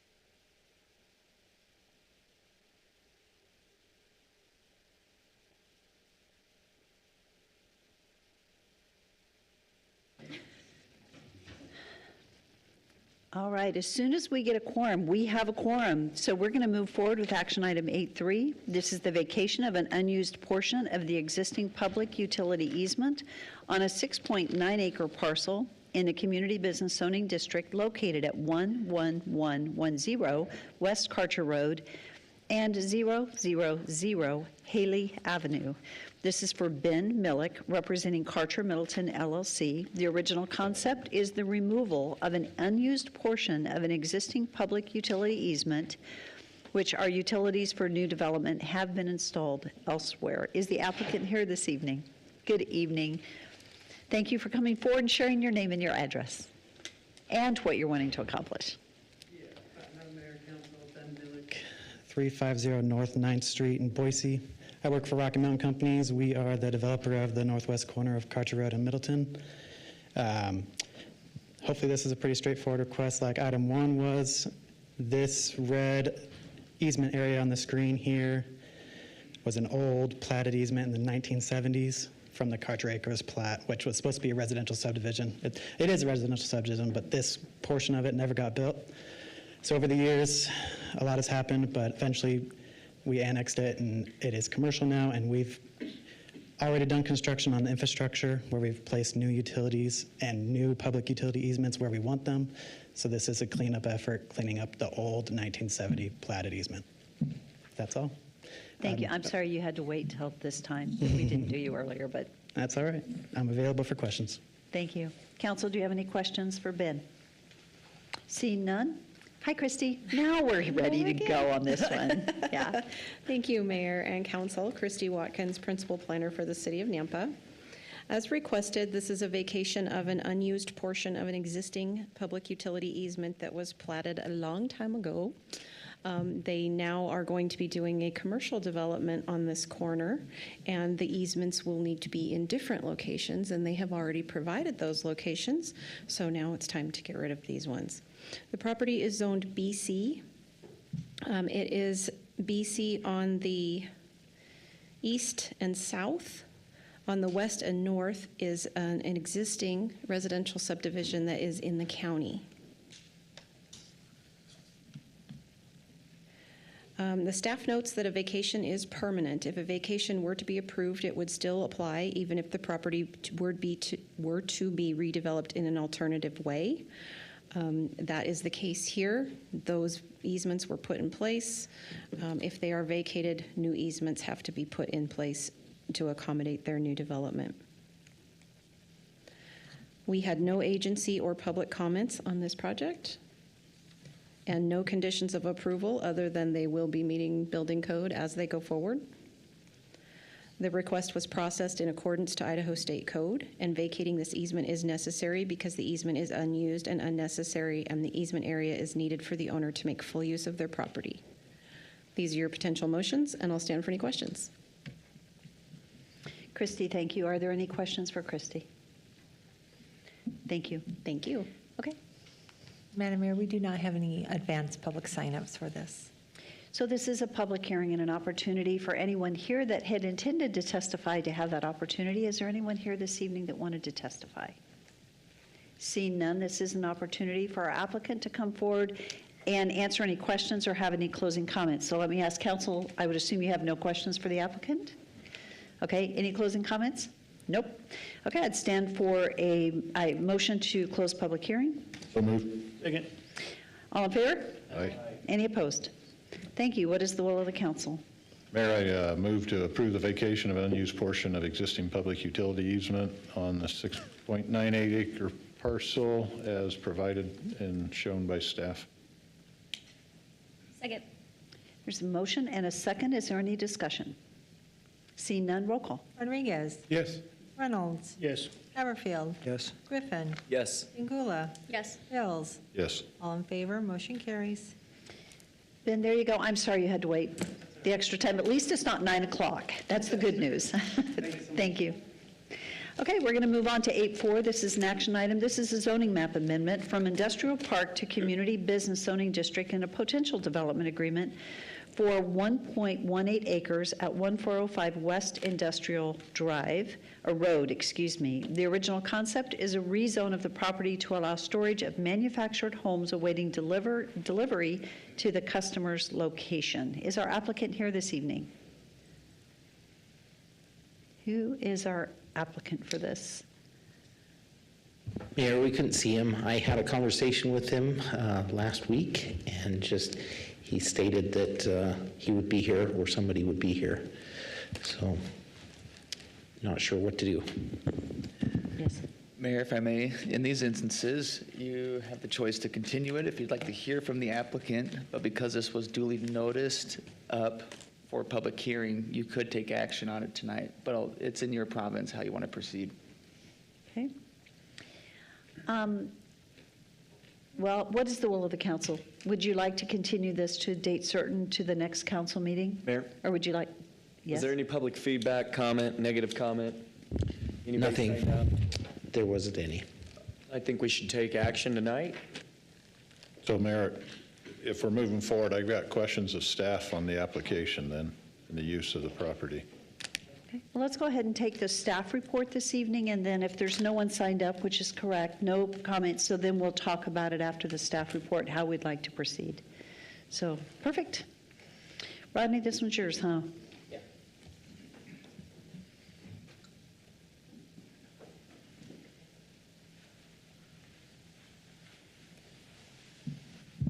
Thank you, Mayor and Council. Just a quick brief of my conversation with them. They were assuming that the Planning and Zoning Commission was the City Council when they met with them. I clarified that it wasn't and that we still were going to need them here. So I'm not sure why they're not here today. But the request is for a map amendment, a zoning map amendment. This is just a view of where the property's at, just south of the Franklin interchange.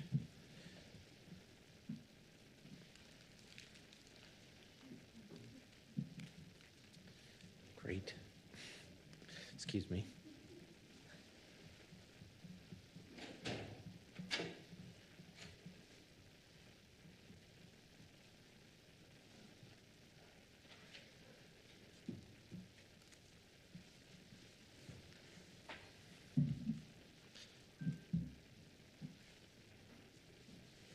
Daniel, thank you for Yeah, helping. He thanks, can just Daniel. forward it for you. Next slide, Ann. Is it frozen?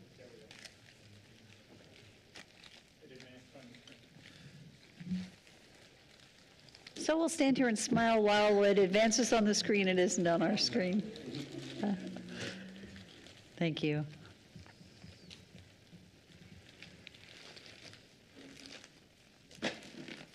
Well, this certainly helps those of us who are not very technical these Do you days. feel better? To occasionally have somebody else have a challenge just kind of fires me up and makes me feel good. All right. Nothing, so, okay. The comprehensive plan, future land use map designates this area as commercial. To the north is IL zoned district with, can you advance, please? Thank you. So IL industrial to the north, and to the east, pretty much everywhere but to the west is IL zoning. The city utilities are currently existing in the area, and current locations of public main line are described on the screen. You can advance, please. One more slide. There you go. There's the utilities, and then a quick aerial view of the property. Next. Oh, it might have worked. Yeah. Okay. There we go. All right. So here are the typical conclusions of law or criteria that you have to follow for adoption of a zoning map amendment. We don't typically see these separate from a annexation. So I'll point out the difference there in just a minute.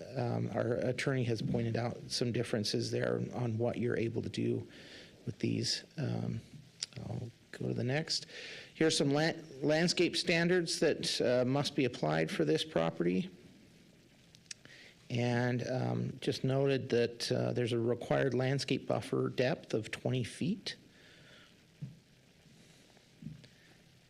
And then because it's changing its use, they have to have site improvements made to the property, and that would include the landscaping, the sidewalks, any dedication of right-of-way, and paving of the road, or excuse me, paving of the property anywhere a vehicle traverses, or fencing.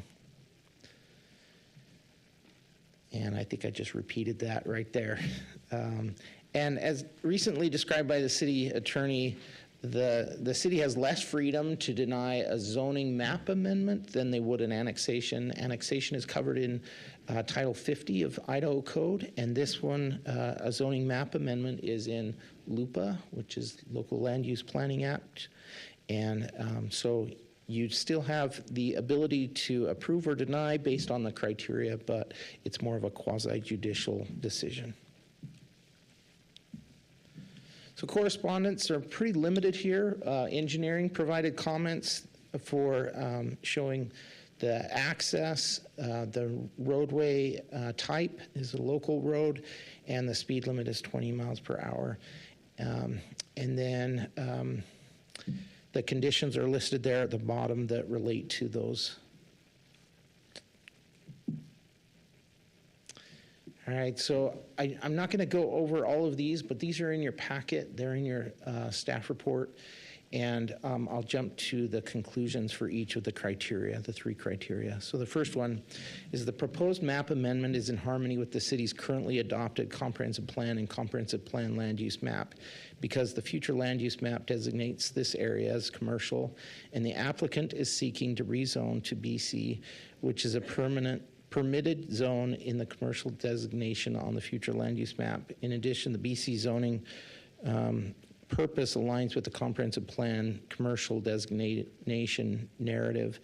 Finally, the comprehensive plan narrative describes the need to retain and grow businesses in Nampa, and this would help grow and retain an existing business. The comprehensive plan objectives describe the desire to preserve commercial and grow industrial uses. While this proposal decreases the amount of IL zone property, the use appears to be both commercial and industrial and meets the intent of this statement, especially along Caldwell Boulevard. That's incorrect. It's not Caldwell Boulevard. Industrial. No, that's not. This is not the correct finding. I'm going to need to look at my staff report. Excuse me.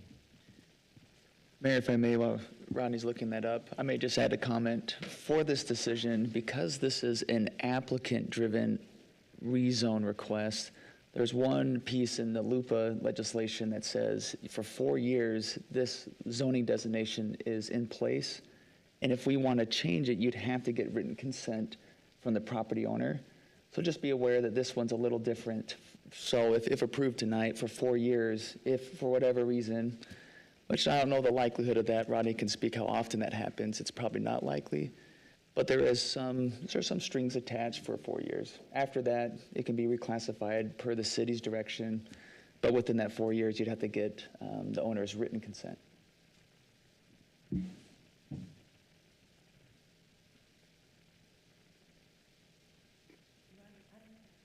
Can we just, Mayor? I have concerns about it, a couple of questions, but with the applicant not here and not I having the think with this information, confusion, yeah, I feel I'd like we need to recommend we continue this continue. to the next meeting.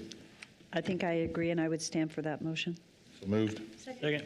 It's been moved and seconded to continue this 8-4, this action item, to date certain of.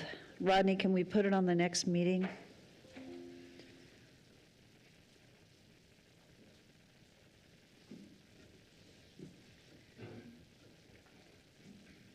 We usually have 4 items on every meeting. It just depends on how big they are. Mayor, we do have 4 plus the second budget amendment for FY25 on that date. So maybe go to the next meeting, Okay, that would be which would be the second meeting in May. the 19th. And we have 4 public hearings. I believe that would work. Okay. So it's moved to go to Yep. date certain of May, is that the 19th? 19th. Okay, May 19th. And please communicate to the applicant that we prefer that the applicant be here. Thank you. Mayor and Rodney, it would be helpful from my standpoint is what's the duration of the storage of the, Okay. I'll talk to them about that. I don't think there's enough, for me, there wasn't enough clarity as to, the use of the property, yes, but for, are the units sitting for 2 months, 6 months until they go out somewhere? Yep. And so I just, sitting next to the motel, I don't know.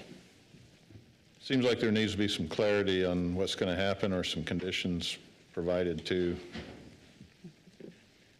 And then I'm going to have a question about why we've chosen community business for that.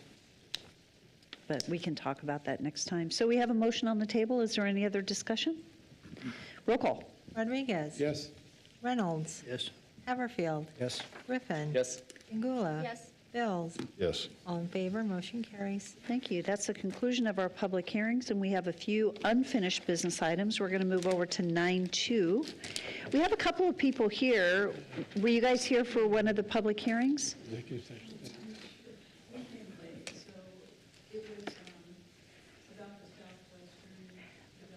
And that was already done. So you don't have to sit and wait any longer. We did that a little bit ago. I don't know. Thank you. Okay, 9.2 is an action item. It's the first reading of ordinance for a zoning map amendment to RS-15 single-family residential from single-family residential RS-15 to community business and a potential development agreement for .66 acres at 2925 East Greenhurst Road, and it is requested to pass under suspension of rules. An ordinance of the City of Nampa, Idaho, determining that certain lands commonly known as 2925 East Greenhurst Road, parcel number R26439, located in the southeast 1/4 of Section 2, Township 2 North, Range 2 West, Boise Meridian, totaling 0.66 acres more or less, lay contiguous to the limits of the City of Nampa, Canyon County, State of Idaho, and that said land should be annexed into the City of Nampa and be zoned BC Community Business on 0.66 acres more or less, declaring said lands by proper legal description as described below to be a part of the City of Nampa, determining that said annexation and zoning has the consent of landowners and is contiguous to the city limits and is consistent with the comprehensive plan. Directing the city engineer and the planning and zoning director to add said properties to the official zoning maps of the City of Nampa and to designate said properties as BC Community Business as set forth herein on the official zoning maps and other area maps of the city. Providing for conditions of approval, providing for recordation subject to the terms of that certain development agreement between the applicant and the city. Providing for severability, providing an effective date, repealing all ordinances, resolutions, orders, or parts thereof in conflict herewith, and directing the city clerk to file a certified copy of the ordinance and map of the area to be annexed with Canyon County, State of Idaho, and the Idaho State Tax Commission pursuant to Idaho Code Section 63-215. Madam Mayor, I move this pass under suspension of rules. Second. It's been moved and seconded. Excuse me, it's been moved and seconded. Is there any discussion? Mayor? Yes. I believe we all received an email today, so I'm just curious about the legality of the situation and how we move forward. Did anybody else get that email, or was I just the only one? At 2 o'clock, I'm not familiar with the email.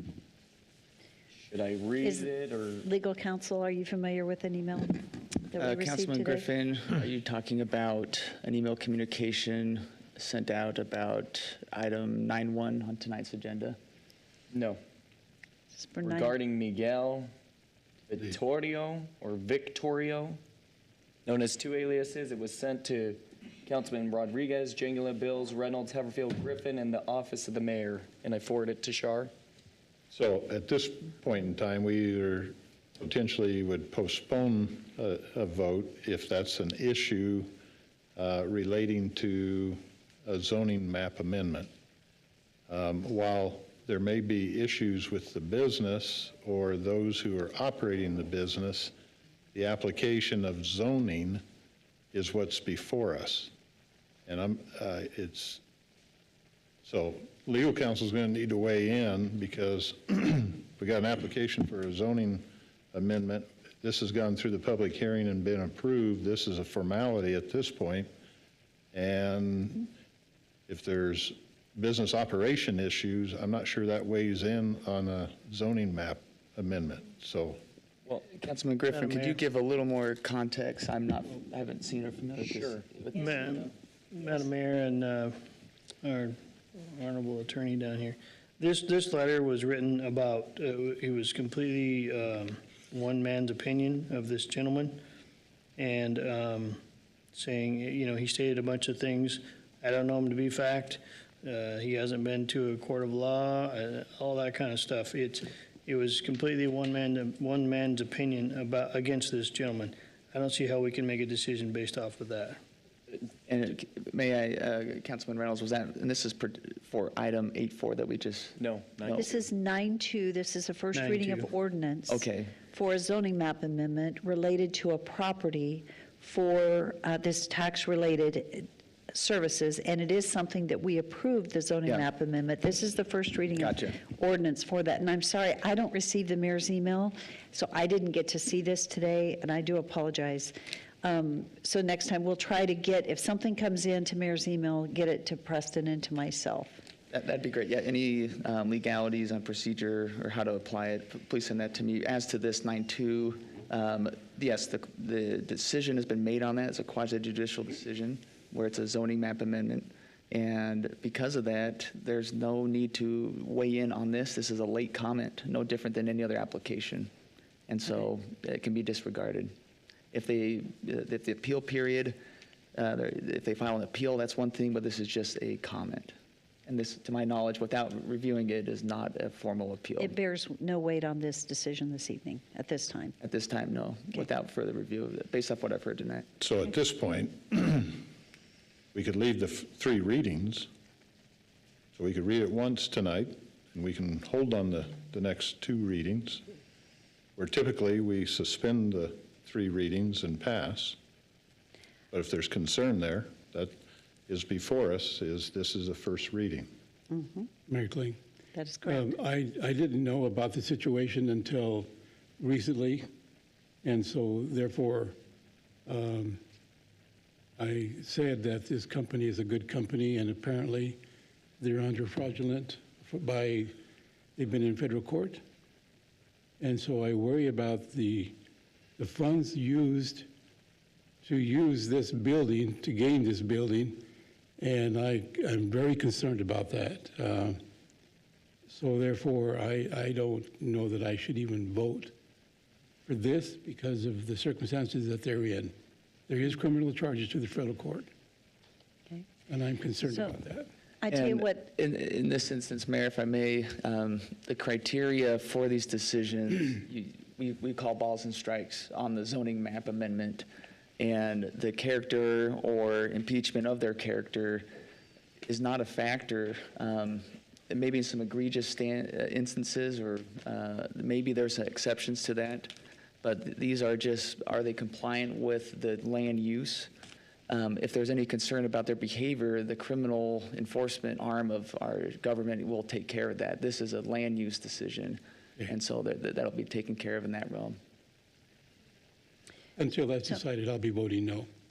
So there was a suggestion that we, rather than passing it or suspension of rules, that we go through our first reading of the ordinance, and next meeting, we could go through second reading of the ordinance. Yeah, that's definitely an option. It provides more time to review and digest it more. So do we need a motion for that, or do we just leave it first reading of the ordinance and at the next meeting, we'll do second reading? Yeah, if there's no motion to. Rules, so. Pardon? My motion was under suspension of rules, so I would need to It pull was. that motion, and I will. Withdraw it. Okay. So motion pulled. Is the second pulled also? Whoever it was, I don't know what. Okay. Okay, so you're willing, we'll pull the motion? Yes. Okay, so we will just leave that at the first reading has been done tonight. The second reading will be at the next meeting. Okay? Thank you. Okay, now we're going to move to 9.3. This is an action item. It's the first reading of ordinance for annexation and zoning to light industrial and a potential development agreement for 1.01 acre parcel at 0 Landon Lane for Steel National, representing Victor Onufrichuk. And it is requested to pass under suspension of rules. An ordinance of the City of Nampa, Idaho, determining that certain lands commonly known as 0 Landon Lane, parcel number R24367010000, located in the southwest 1/4 of Section 8, Township 3 North, Range 2 West, Boise Meridian, totaling 1.01 acres more or less, lay contiguous to the limits of the City of Nampa, Canyon County, State of Idaho, and that said land should be annexed into the City of Nampa and be zoned IL Light Industrial on 1.01 acres more or less, declaring said lands by proper legal description as described below to be a part of the City of Nampa. Determining that said annexation and zoning has the consent of the landowners, it is contiguous to the city limits, and it is consistent with the comprehensive plan.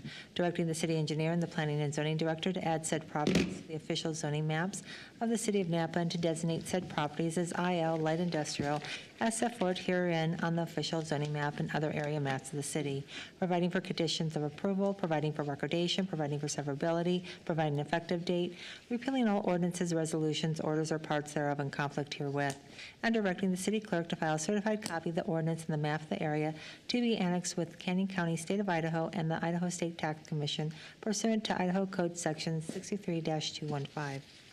Madam Mayor, I move this pass under suspension of rules. Second. It's been moved and seconded. Is there any discussion? Seeing none, roll call. Rodriguez. Yes. Hills. Yes. Haverfield. Yes. Griffin. Yes. Ingula. Yes. Reynolds. Yes. All in favor, motion carries. 9.4 is an action item. It's the first reading of ordinance for East Ranch annexation and zoning of a total of 134.574 acres and a potential development agreement, subdivision preliminary plat approval for a mixed-use development, a conditional use permit to construct and operate a public storage facility on a 4.53 acre parcel, and variance from Nampa City Code 10-1-16A2 requiring a minimum distance of 100 feet from single-family residential zoning district in order to construct and operate a public storage facility, all for East Ranch, which is a mixed-use community on 5 parcels located at 0000 Cherry Lane and 0 Middleton Road for John Bottles of Idaho Holdings LLC, representing Nampa 137 LLC, and it is requested to pass under suspension of rules. In order to the City of Nampa, Idaho, determine that certain lands commonly known as 0000 Cherry Lane and 0 Middleton Road, parcels R30874, R308760100, R308730110, R308730100, R30873, located in the southeast 1/4 of Section 5, Township 3 North, Range 2 West, Boise Meridian, totaling 134.574 acres, more or less, lay contiguous to the limits of the City of Nampa, Canyon County, State of Idaho, and that said land should be annexed into the City of Nampa and be zoned RS4, single-family residential, on 85.54 acres, more or less, and RMH multiple family residential on 20.7 acres, more or less, and IL light industrial on 16.46 acres, more or less, and BC community business on 11.85 acres, more or less, declaring said lands by proper legal description as described below to be a part of the City of Nampa. determining that said annexation and zoning has the consent of landowners, it is contiguous to the city limits, and it is consistent with the comprehensive plan, directing the city engineer and the planning and zoning director to add said properties to the official zoning maps of the city of Napa, and to designate said properties as RS4 single-family residential and RMH multiple family residential and IL light industrial and BC community business as set forth herein on the official zoning map and other area maps of the city, providing for conditions of approval, providing for recordation, subject to the terms of that certain development agreement between the applicant and the city, providing for severability, providing an effective date, repealing all ordinances, resolutions, orders, or parts thereof in conflict herewith, and directing the city clerk to file a certified copy of the ordinance and map of the area to be annexed with Canyon County, State of Idaho, and the Idaho State Tax Commission pursuant to Idaho Code Section 63-215. Mayor, question. Because we're at the development agreement stage, are we able to, at this time, to add additional development agreement terms because they have not been formalized or signed by another party? If they haven't been signed by the parties, then you can renegotiate that, yes. Even though we voted on this action item and the terms of the development agreement at the prior meeting? And did the developer party consent to those terms? I'd let Councilman, excuse me, Rodney, there we go. Not going to happen. Yeah, so the applicant has agreed to those terms and we only bring development agreements to this body once the applicant has agreed to them.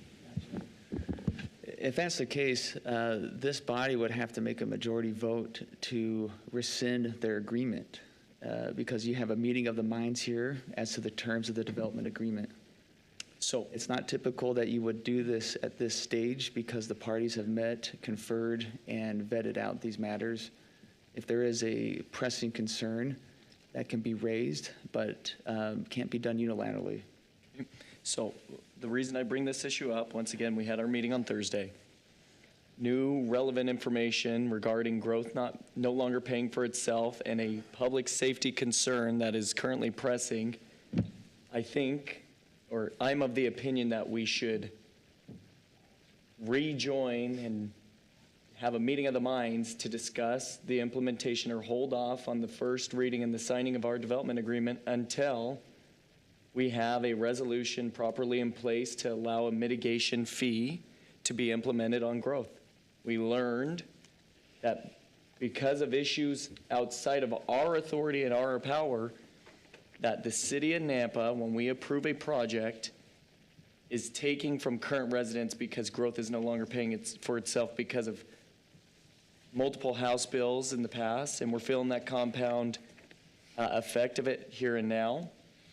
I urge the council, we can work diligently. I sent our legal attorney, or our attorney as well as mayor, quick and easy draft that will need to be amended of how we get a resolution passed to do mitigation fees. But right now, based off of the calculations that we received on Thursday, for every house that we build, it's costing us $300 per rooftop as a deficit to what we are bringing in from the project from the new growth at 90% rate. So compounded over the proposed amounts, I don't think we should move forward with approving any applications or any future development agreements until we're able to apply a mitigation fee and ensure that growth continues to pay for itself, or we should consider not growing.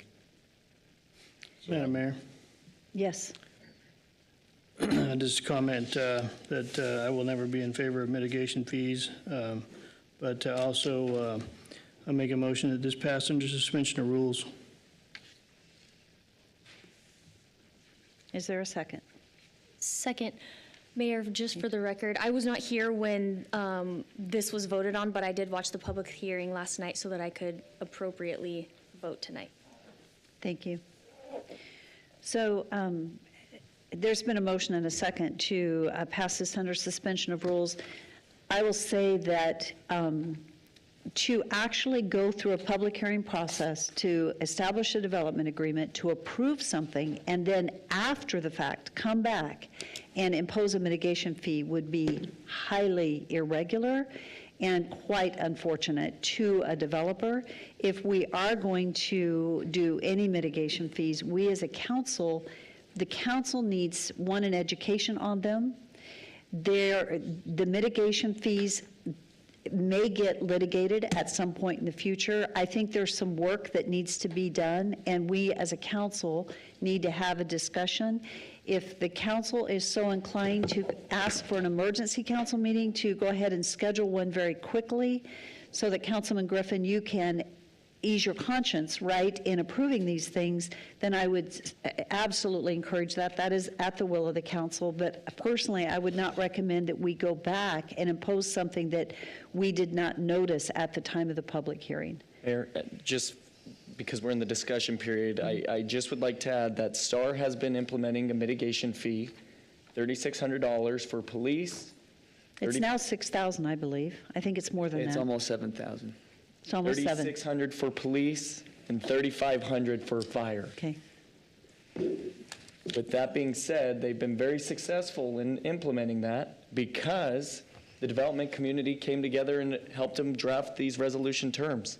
The BCA said, we understand that trying times call for trying measures. This is, in my opinion, an emergency, irregular, and something that we have the opportunity to no longer pound our fists and say, you know, this is unfortunate, growth's not paying for itself, but we continue to approve and move forward.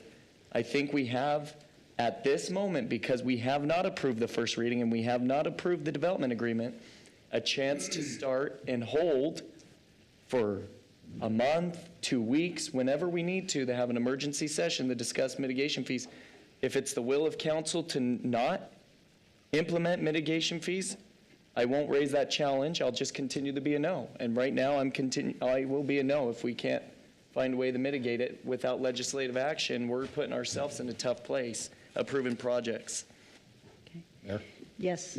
So from a procedural and point of view, I think it would be, if council wants to weigh in and discuss mitigation fees and understand everything about them and their implementation, then we as council, mayor, and staff need to schedule meetings and start that discussion. I think, furthermore, if we're going to add something that isn't yet in our war chest, then we need to have communication go out to the current applicants that are in the process of being approved, and any applicants or any new applications that we need to then put them on hold or say this application could be subject to a mitigation agreement. And so it's only right that if we're considering that and we're wanting to retro add that, then we need to get the communication out that we're exploring it, discussing it, and we may be going through a slow period for some that have already applied if we're going to come in and add that after the fact. So I think it's really important that we choose. I think we got to, one, learn about this and understand how it works and et cetera. But at the same time, there's a great deal of happening that's been done by applications by companies.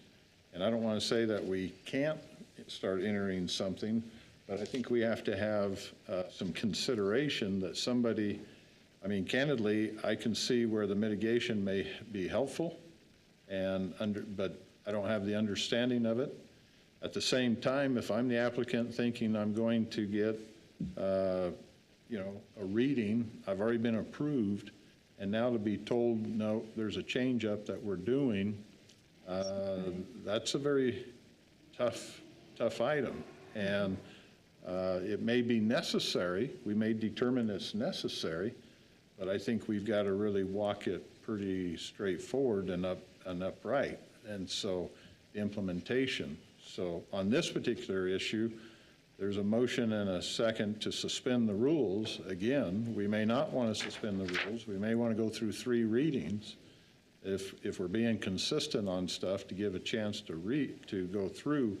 But once again, if we're going to go into those discussions and we think we're going to implement fairly soon some type of mitigation fee, or there's even a possible, I believe full force of disclosure needs to be made to all applicants and all people so that there's no hoodwink going on, or after the fact, they added a $6,000, $8,000, $10,000 fee to every lot we sell. I just really think we got to make sure that we got our ducks in a row. Mayor? Thank you. Just another response, and I wholeheartedly agree with you in saying this. I have spoken to individuals within the development community because we only learned about this on Thursday. My Easter weekend was very busy in the understanding. Right now, we've had information brought to us that was not available before, and the data was not in front of us before. I think we need to let, if the council so chooses, our current applicants and applicants moving forward, that we're even considering it. I think transparency is most important. I believe with this issue and this discussion right here, we talk about potentially an illegal tax or an exaction that might be litigated. No one is forcing the hand of the developer to sign a development agreement. We are right now in the opportunity to discuss, and we have brought it up with Rodney previously when we've had other projects. If we approve a project that night, is that the end of it, or can we see a development agreement and rediscuss at this period? And the answer was yes. And that's why I bring it up right here and now. Not because I'm trying to target one project or another. I believe that we've received enough data and information to now know growth is no longer paying for itself. We are in trying times. Transparency needs to be at the forefront, and I urge, even if council doesn't move, that we send information saying we're in trying times. There might be the possibility in the future of mitigation fees being approved by the council. And I think that's... So could I... I think it's really important that we understand that those who applied, those who did the engineering, those who came before us, they did so with good faith. And they did so with what the ordinance is currently in print and approved. And we accepted their application. We accepted them coming before planning and zoning, and we as council accepted them coming before us. And then we gave the favorable vote to those applications. We are now at the point of saying we're approving the agreements and et cetera. And we're now wanting to add terms that the applicant is not aware of. And I find it troubling.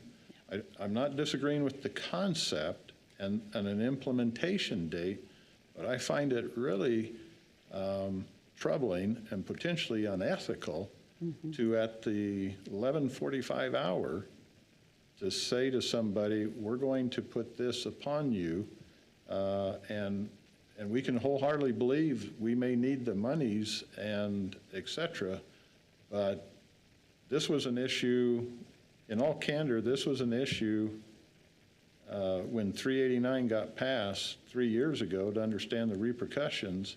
At that point in time, in all candor, that's when the mitigation fee should have been implemented. And then those applicants who have gone through. But the applications and all the process that has happened has been done in good faith based on our ordinances. And while I can probably support some type of mitigation fee, the implementation date has got to be done at people who are bringing those applications forward have full disclosure of what the requirement of the project is. And so I don't like the change of terms at the 11:45 hour. I really struggle with that. I don't disagree with what you're wanting to get in, and I fully agree that there may be a need, but I don't think our implementation is correct. Thank Madam you. Mayor? So with that, yes. I just have a quick comment. I didn't come tonight to, prepared to talk about mitigation fees or whatever. But the fact of the matter is that House Bill 389 took away our new construction revenue. Adding a mitigation fee to development only makes our homes less affordable. We've been talking about affordable homes for how many years since I've been here? And trying to figure out affordable homes. This just adds, somebody's got to pay that cost. The end consumer's got to pay that cost. So it just adds to the fee of the home, and it's like adding a tariff, and it's just gonna hammer the growth. I don't think our building contractors support this at all. And so anyway, that's just my comment. The legislature is the one that needs to deal with this. Mayor Clay. Right. Can I, Go ahead.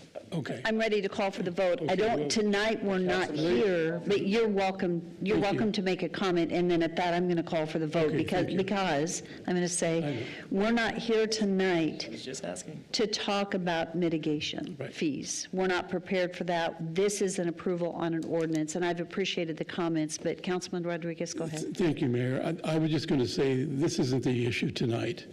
Thank you. This is just this, on this passing.